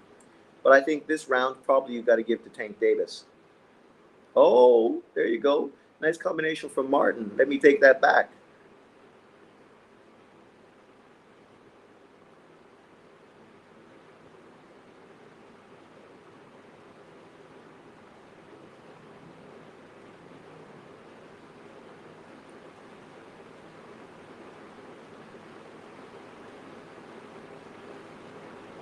Round 3 is done. Yep. 2-0 Frank. Tank is starting to step on the gas. Frank doing good. As for Tank, like Canelo, takes the first few rounds off. That's a nice combo from Frank. A great combo to finish the round, Great combo. So what's Subriel Matias doing? Right now he's letting down his Puerto Rican fans. which is one of the problems at fighting home, right? The pressure to look good. Sometimes you just look worse. And so far, I would say he's definitely looking worse than he's looked ever. He's just not letting his punches go. His feet seem real slow and stuck to the canvas.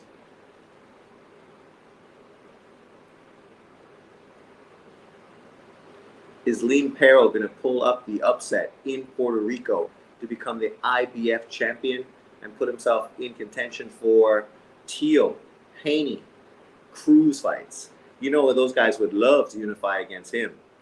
That's like fucking George Kambosos all over again. Round 4, Tank Davis, Frank Martin. Oh, this one's heating up. This one's fucking heating up. Where can I put my eyes?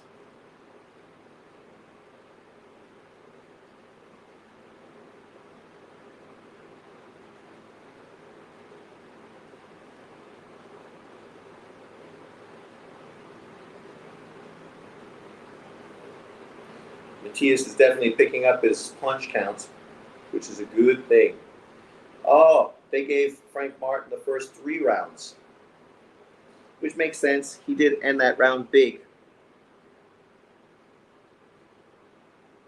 But as we know, when we talk about Deontay Wilder and Canelo and guys like that, even Lomachenko, prime Lomachenko, the first 3 rounds don't really mean that much. Because we know they're going for step-by-step destruction. John Boxing is in the house. Dude, you love me so much, eh? I told you Frank was going to win. Dude, you're fucking delusional. Because Frank Martin came out on a counterpuncher and won the first 3 rounds. That does not mean he's going to win. We'll just wait a few more rounds until he gets knocked the fuck out. He almost got knocked the fuck out right there from a big left uppercut.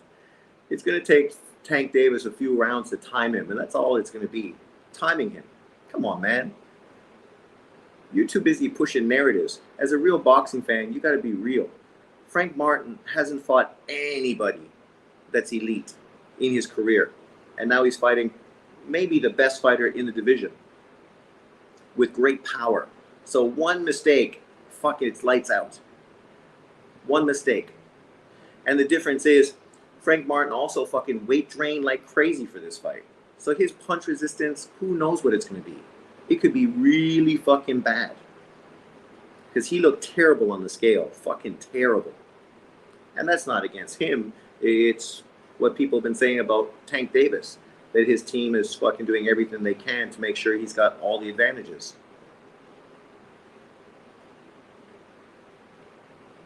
He's definitely bigger in the round now, landing some good crisp shots, doing well. But he also overreacting and flinching like crazy to everything that Tank Davis does. It's just a matter of time before Tank Davis fucking gets him. The Subriel Matias fight, now on the other hand, you might have been right there if you picked the white guy to beat the black guy, but of course you didn't. Right now, Paro is tied 66-66 on Mannix's card. I don't know if it's that close. I think Paro's winning, but I do expect Matias to stop him. Let's go, Matias. He got to let his hands go. But he definitely shows you why people like Haney and Lopez feel they could beat him. He's definitely beatable, right? His defense is not that great. He starts too slow, and his feet are pretty fucking stuck in the mud. So what did you guys think about round 4? Is John Boxing's prediction coming true? Did Frank Martin win the 4th round? That sneaky left uppercut from Paro is a nice shot. It's landing fucking all fight against Matias. 3rd round is done. Fight's over, Sean. 3rd round's over. I still got Loma beating Tank. You know, I did, but now at this point, I think it's a very close fight. I definitely think Tank's body power, punches, might be the difference. But we'll see. As John predicted, Frank Martin's going to beat him, so that Tank Davis fight's never going to happen. But here we go. Round 5. See, that round is much closer. That's why I thought Davis won that round. 3-1, Frank Martin.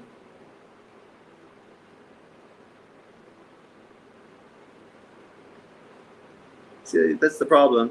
Tank is just so much of a counterpuncher. He should use his jab much more, just to open Frank up a bit more.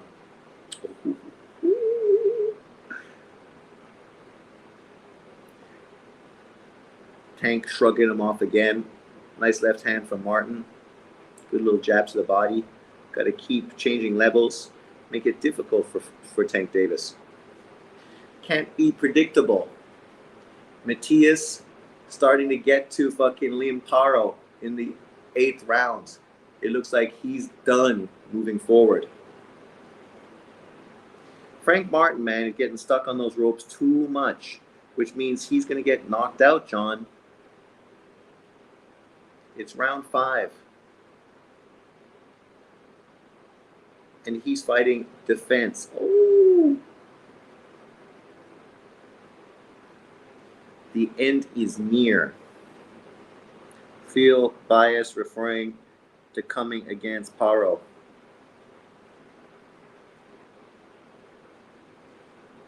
Tank got to throw that body shot to set up the headshot. You do that first. And then you're there.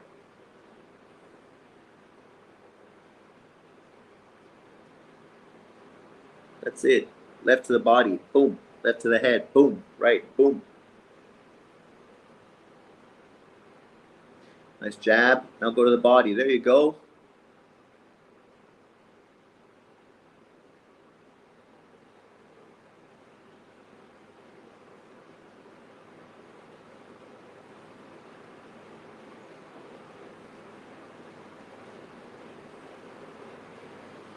Round 9, Paro Matias. And Paro is backing up hard now. The end is near. Oh, good, Frank Martin. Good combination to fight him off.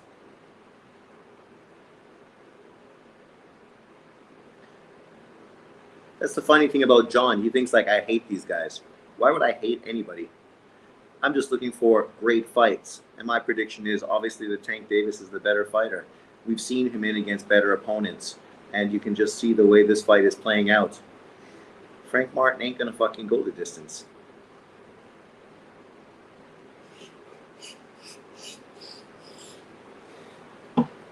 So, 1:50 to go. Liam Paro. Subriel Matias. This is definitely not one of Matias's best performances. He has not looked like a killer.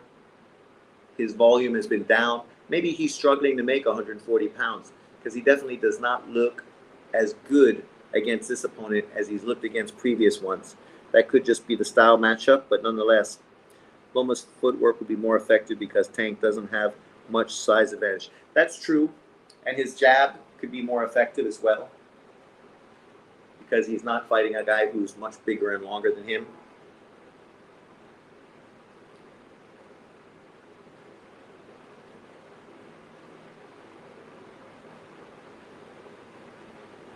Yeah, well, yeah. I don't think the judges are going to score for Frank Martin over fucking Tank Davis. Round 6. This fight went longer than I predicted. And so did this one. But that's boxing, right? You never can be so confident in your predictions. Matias is definitely doing better in the second half of this fight. Tank Davis is definitely doing better in the second half of the first part of this fight.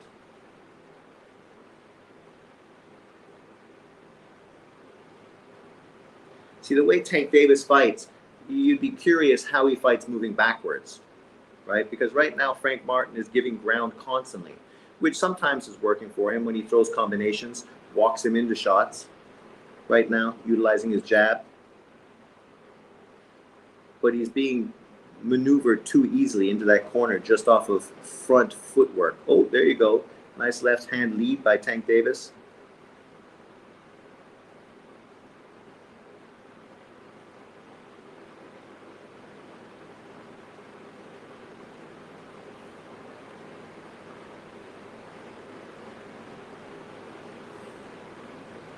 Oh, Frank stuck in the corner. Not the place you want to be, buddy.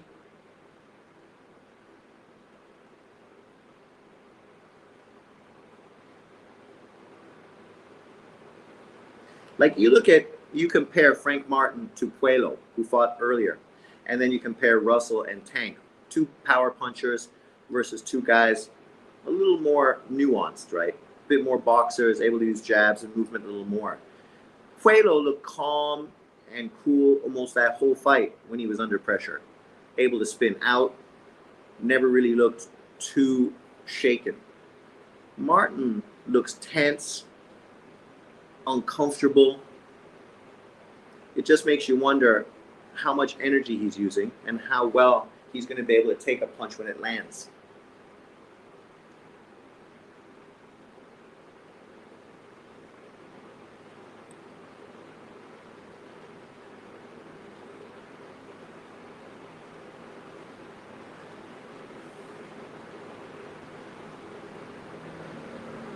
You got to go, oh, nice left hand from Martin. You got to go to the body more, Tank. Got to go to the body more.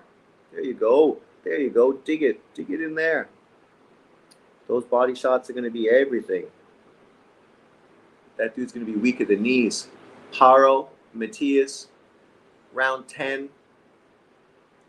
Is Paro going to go the distance? What a fucking terrible homecoming that would be for Subriel Matias, to go the distance with this unknown Australian contender in front of his fans. The shine could be knocked off. Don't be surprised to see Subriel Matias drop his title and move to 147 after this fight, if that's the case.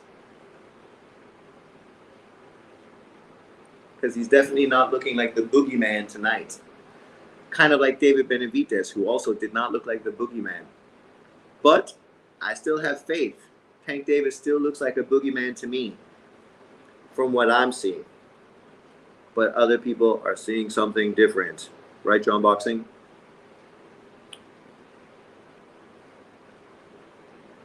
Come on, Matias. Put those punches together. Keep going to that body, baby. That's your work. That's your bread and butter. Body, body, body.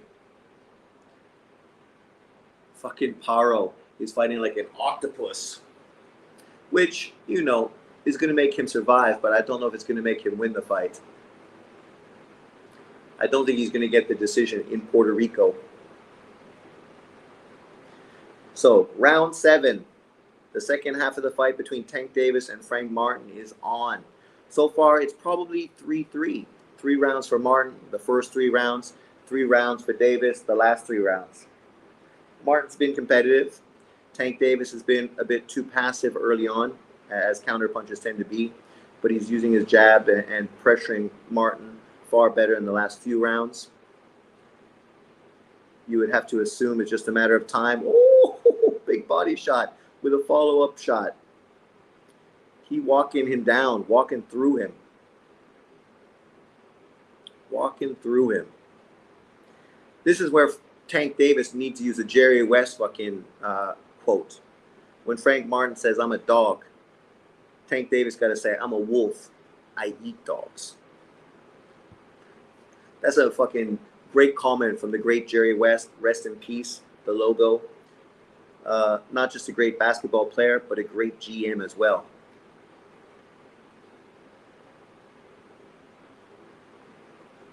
I wonder if now that he's passed away is the time where you could potentially put Kobe Bryant as the new logo, right? You know, I mean, people might say Michael Jordan, but Michael Jordan's his own logo. I mean, you could use Kobe, you know, as a shout out. Kobe's life ended too early. It would be a nice gesture from the NBA to put a more modern person as the logo. Jerry West was there for a long time. Obviously, he's just passed away. Not to be disrespectful. I mean, I just think obviously young kids and modern basketball fans, you know, they might relate more to a person like Kobe Bryant as the new logo. Let me know what you think in the comment section below. Some people are staunch historians. They may not like that, but you know, times change. Times change. Oh, the body shots are starting to have an effect. That's it. Keep throwing those body shots and the head will fall.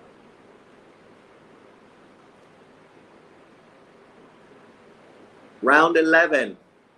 Paro up by 1 round. They gave him the 10th round. So now it's all in the championship rounds. Let's see what fucking Matias does now that his title's on the line, fighting in front of his hometown in a fight with a dude that came to win.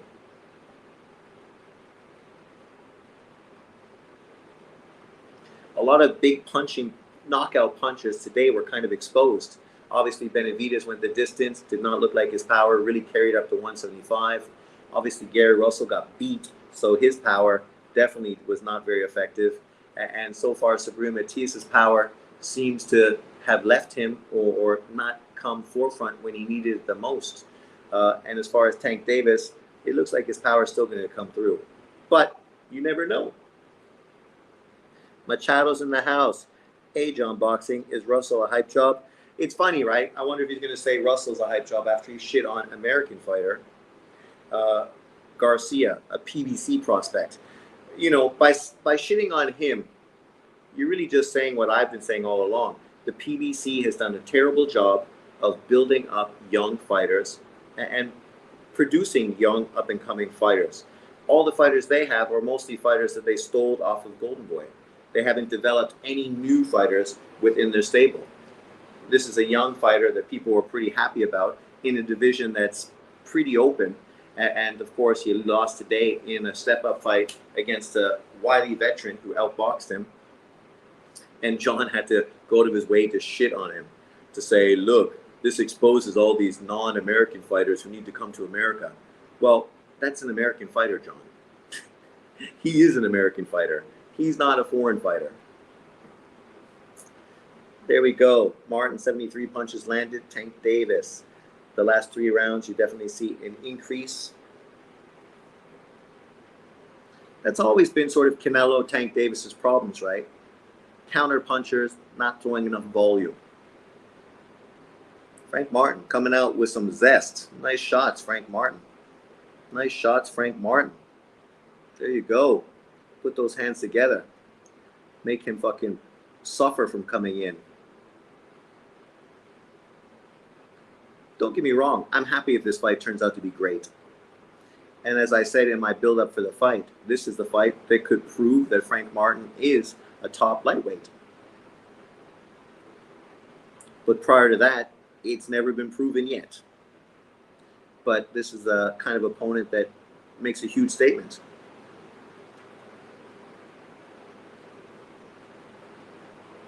But I don't know if sitting in the corner, fucking getting knocked out cold is really the thing that's going to help you. Fight's over. Frank Martin, knocked out. Just like I predicted. And knocked out fucking handily. So there's one power puncher that fought today. Woo! Tank with the fucking aerodynamics. There's one fighter with power today that really proved himself. Tank Davis. Matias, not so much. Benavidez, the Mexican monster, not at all. Gary Russell, left wanting. Tank Davis made a statement against a fighter who's never fought any top 10 opponents in his career. So we knew he looked good against mediocre fighters. But what's he going to do when he steps up to face a great fighter? Right? Obviously, we knew Frank Martin was fast, powerful, and could give Tank Davis some problems. But giving him problems, that ain't winning. So they got Paro up by 2 rounds going into the 12th. Man, if fucking Subriel Matias loses his title in Puerto Rico to an unknown Australian, I can guarantee you that fucking Devin Haney is going to be fighting Liam Paro for unification sometime soon.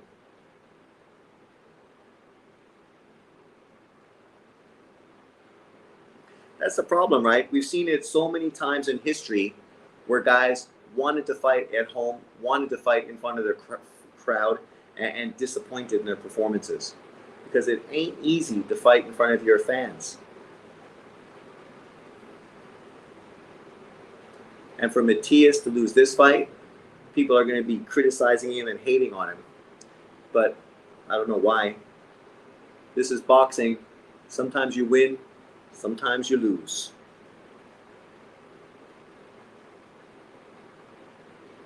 For Liam Paro, this is a great win for him. for Subriel Matias, this is a fucking wake-up call.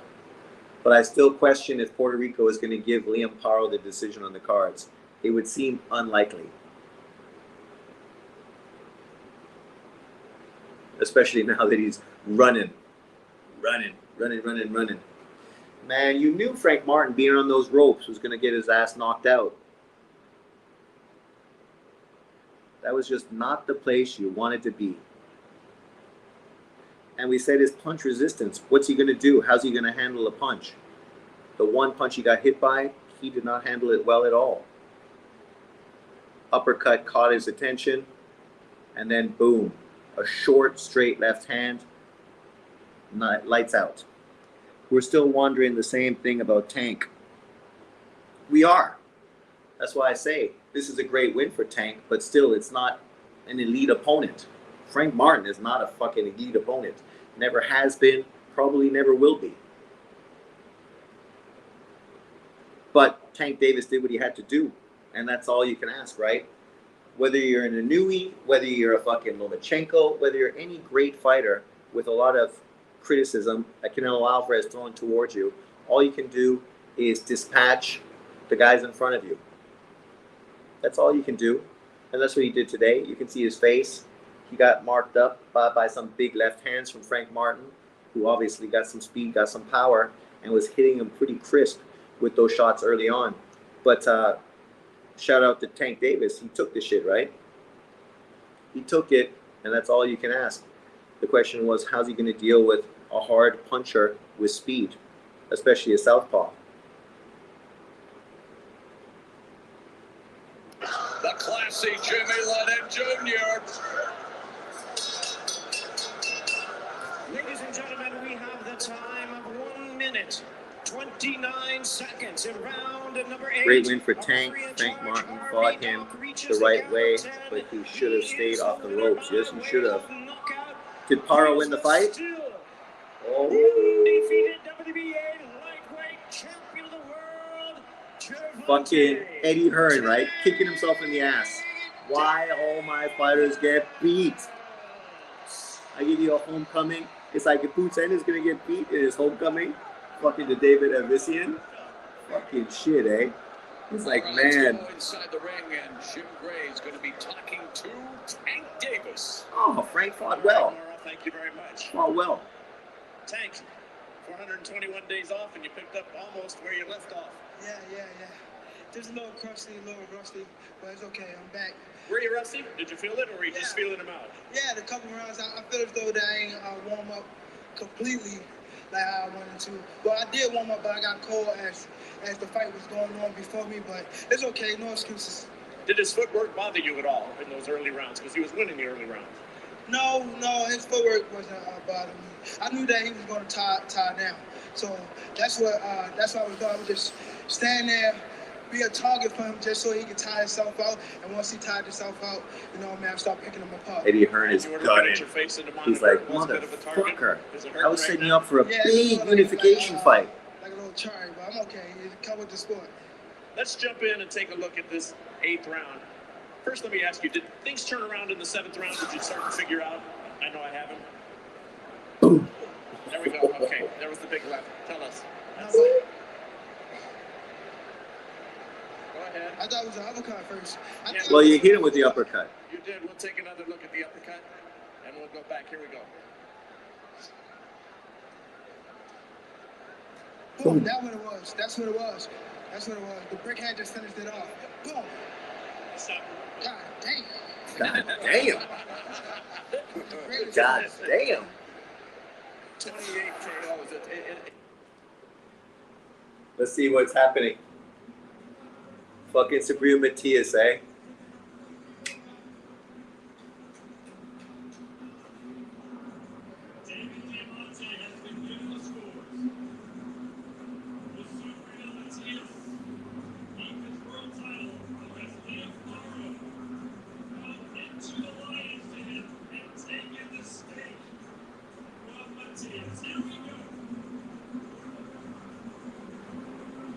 It's a bad look for Subriel Matias after calling out all the other big names and then to go get beat by a fucking no-name, right?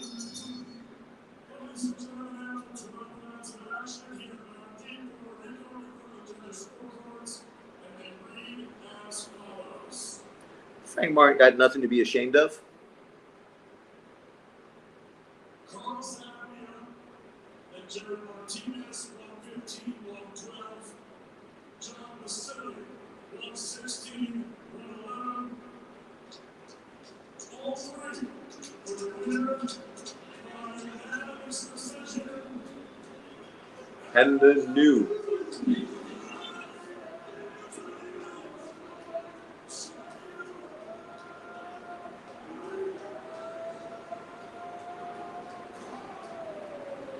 Man, that's hard to swallow.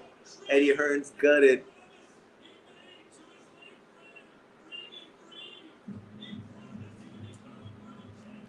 But good win from Liam Paro, right? This is a guy that nobody knew.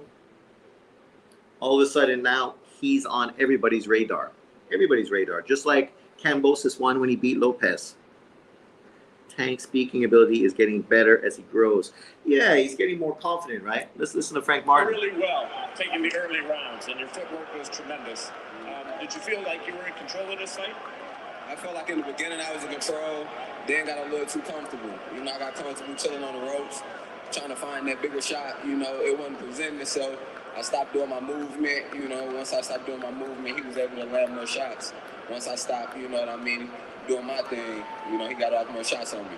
Was your success or your feeling of success the reason you got comfortable? No, I wouldn't say it was like me feeling my success. It was just me trying to figure out what I could do to slow the pressure down from him coming. You know, I wasn't trying to move too much, too excessive, you know, because I felt like that's what they wanted me to do, tiring my legs out. So I was trying to slow it down a little bit and kind of pace myself instead of moving so much. But, you know, he came in and landed a big shot, you know, and, you know, it was a shot I didn't see. When you know it's the guy's strategy, and let's take a look. That's what and happens. You can tell us where you get caught here in the 8th round from your vantage point. Right there. Uppercut. That uppercut. Yeah. Really, I just didn't see the shot. I didn't see You the think shot. Paro's better You know, than he landed that Kambosos? up, you know, they always say, they've been telling me, you know, the shots you can't see is the ones that come from underneath. And that's the shot he landed, you know, and he came over the top with that left. Frank, appreciate your time. We're glad you're okay. No problem. Appreciate it. Thank you. Appreciate it. Carl, back to you. All right, Jim, thank you very much. Tank Davis closing the show, landing 23. That is the question, eh? Where's John Boxing now? When he came here being cocky that Frank Martin was going to win after 3 rounds of a fight. Like, you can't fucking get on your soapbox and be cocky when literally you're not even halfway through a fucking fight, right? Let's listen to Liam Paro.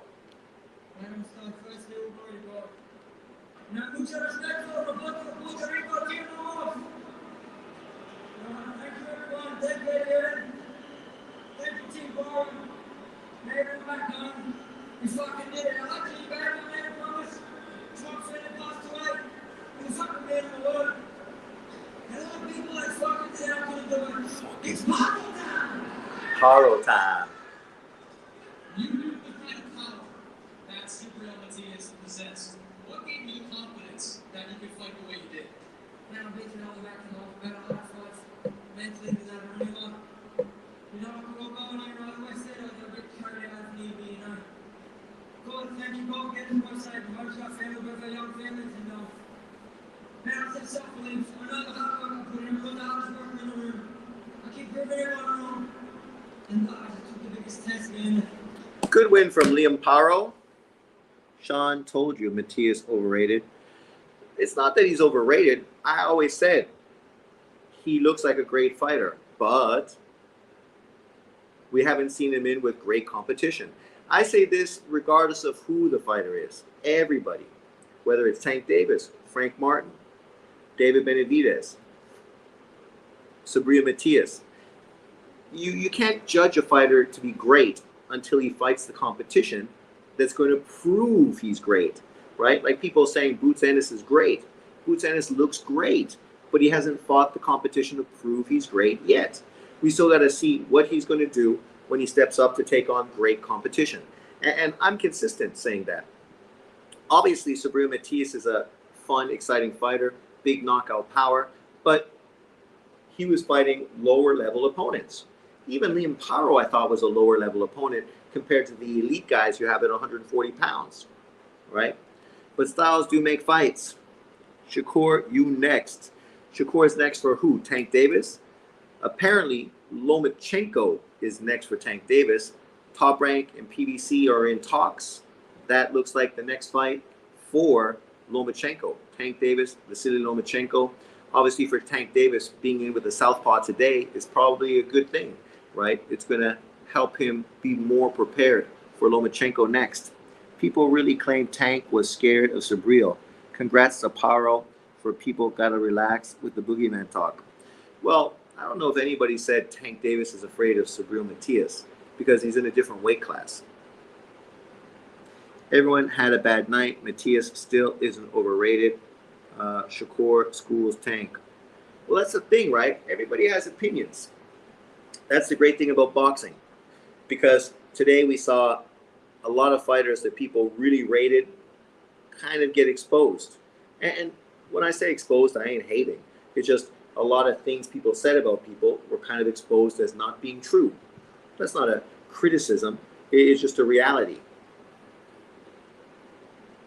I want Power to fight Cottrell to see how good he is. Well, that would be a good fight, right? Since Cottrell was a mandatory for Matias, chances are they're going to be very excited about potentially putting him in to fight this guy.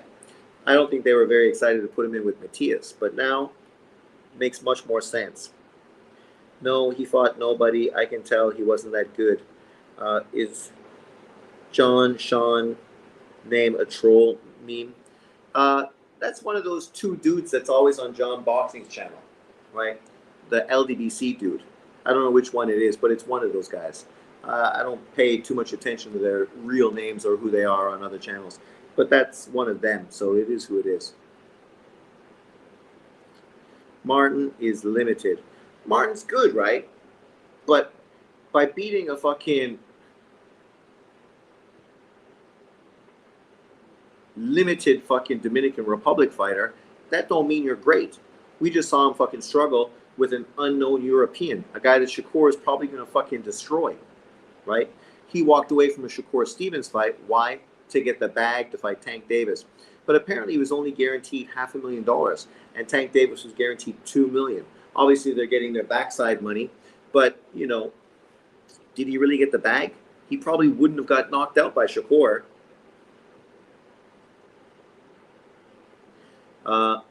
I got Shakur beating Tank, but they won't fight Shakur because they're going to be fighting Lomachenko, which is a much bigger fight. Judge had Tank Davis ahead on scorecard. I knew even if Martin outboxed Tank, he'd lose a decision. Well, at that point of the fight, he probably was down in the card because it was probably 3-3 after the first 6 rounds. I only watch you and John. Every other channel is garbage truck juice. Another cherry picking. Congrats, judges. What's this guy say? He going to kill Loma. Oh, well. He also ducked Lomachenko for 7 fucking years. So congratulations. If he beats a 37-year-old Lomachenko, you're going to call him what? The face of boxing? Because that's dudes like you. You're fucking full of shit and only race-based. If Lomachenko beats him, you're going to accuse Loma of fucking being on PEDs. That's like saying Liam Wood is overrated because he got KO'd. Sean just hopped on. What were your thoughts on David? I thought he gassed out and would get destroyed by Bivol and Better BF. I do think he loses to both of them. Apparently, he's going to go back to 168 to get that Canelo Alvarez fight. Now that he did not look so dominant, that fight's probably going to be easier to make. His power was exposed as not really being that great. I can't wait to see you cry when Loma gets dogged. Think about that statement. I've seen Lomachenko lose 3 times already. And you've never seen me cry once? Because why would I cry with a boxer getting beat? In sports, people win and people lose. Guys like you might want to fucking remember that and understand that it's not a race thing. It's just a fucking numbers thing. You fight enough, you're going to eventually get beat, especially if you're fighting top-level competition. Lomachenko, by fighting Tank Davis, Lopez, and Devin Haney, proved what kind of dog he is. For Tank Davis to fight a 37-year-old Lomachenko, the questions are still out on him. Let's see if he beats Lomachenko, if he then go fight Shakur. If he does that, that's going to answer a lot of questions. If he doesn't, that's going to prove a lot. That he's picking and choosing opponents at particular times. Sean, where are we? Get FBA, Loma wins, but Tank will duck him like he has for years. I was so tired, I only catch the last fight. Tank only getting $2 million. Well, on the front end, guaranteed, right? Obviously, the rest is back end money based on the pay-per-view, which probably is going to do $280 to $320. He finally end that white boy. Oh my God! Actually, he's been almost 10 years, Sean. Tank face ducking. Tank will be right behind Usyk pound for pound if he stops Loma. What? You mental. By beating a 37-year-old Lomachenko, who most of you guys don't have on a pound for pound list, how is Tank Davis going to be fucking number 2? Mr. FBA, the whiter boy, won tonight. That's true. Got FBA, nah, Tank overrated. Lost to Cruz, who isn't that good. Tank won't stop Loma and will be lucky to win a round. Does Pero have the popularity to force opponents to fight in Australia? I guess it depends on what opponents, right? People seem to forget about Nicholas Walters was. Of course they forget Nicholas Walters. They say, oh, Nicholas Walters hadn't fought for a year. Even dear, you never know. First they tried to age out Terrence, now it's Loma. We all remember what Loma did to that guy. Does your name represent Sean and John boxing? It's kind of gay, right? If Tank loses, that guy would stop watching boxing entirely. Ex-Wilder fan. Exactly. These dudes expose themselves by their ridiculous takes on the sport of boxing. Extreme, right? Guys like this are extreme. That was the criticism towards LDBC dudes. These dudes are extreme. It's fucking ride or die for fucking Wilder, and then every excuse fucking available. And now they're doing the same thing. They did the same thing with Spence. Now they're doing the same thing with Devin Haney. Like, these dudes are far too extreme in their fanboyism. Loma, prove he's a loser. Well, he ain't proving he's a loser. 2-time Olympic gold medalist, 3-weight world champion, unlike Tank, legitimate, unified, 3-belt unified champion at lightweight. It's far from a loser, but I think you're projecting. Because living in your mom's basement, that must make you feel quite like a loser. The judge will give him the win even if Loma hedges him. Tank beats another prospect. That's all Loma does is lose. Loma and Shakur easily beat Tank. High Recoil is my birth name. Technically, the earliest talk of Tank versus Loma was in 2014. Ellerby and Floyd were using Loma's name to promote Tank. Good FBA, Tank, 30 years old prospect. Ducking Shakur. They'll do everything they can to get Stank 4 extra rounds on the scorecard. People really think Loma will forget how to box because Stank has power against cans. To be honest, I don't have Loma on my pound for pound list. Definitely a good fighter though. I think he should be on the pound for pound list above fucking Errol Spence. Matias lost a UD in Puerto Rico. I know, but don't laugh too much. He's not the first headline fighter to go back home and lose at home. That shit happens all the time. Go ask, what's his face? The 154-pound world champion, unified champion. Same of these people are nuts. Tank next to Usyk. Tank Loma realistically late 2025, 2016 to present. So goes about 9 years. Walters ain't foundationally black American. Jamaicans lack the power of the struggle that we kings endured.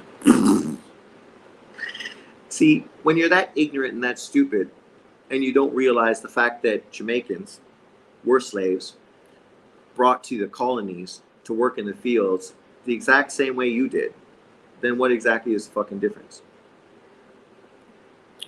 But stupid fucking don't know stupid. It won't happen. They just talk, but they don't take fights. Agree, Raph. Good FBA. I'm American, and we suck right now. Tank. Floyd is giving Tank the go-ahead to fight Loma. We'll see.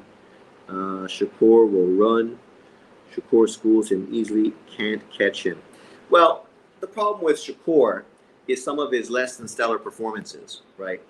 Well, we know he's a great fighter with great technical ability.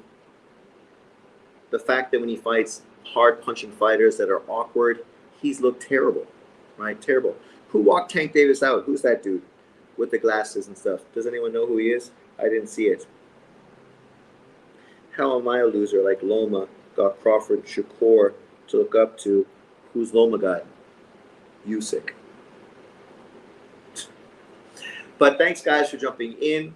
This screen is a little too small for me to pay attention for too long. But thanks for watching. I will see you next time. I'm probably going to be doing a video later. Not hating on Tank Davis, but kind of exposing these radical fanboys like JB, who acts as if the fighters Tank Davis is fighting somehow supersede fighters that are new he's fighting.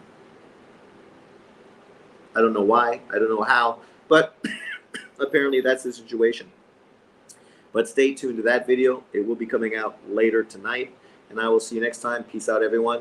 Hope you had a good day. Enjoy your weekends. Laters. Well, it's hard for me to do post-fight show now because this screen is too small. But I will come out later today with a video, so stay tuned to that one. Peace out.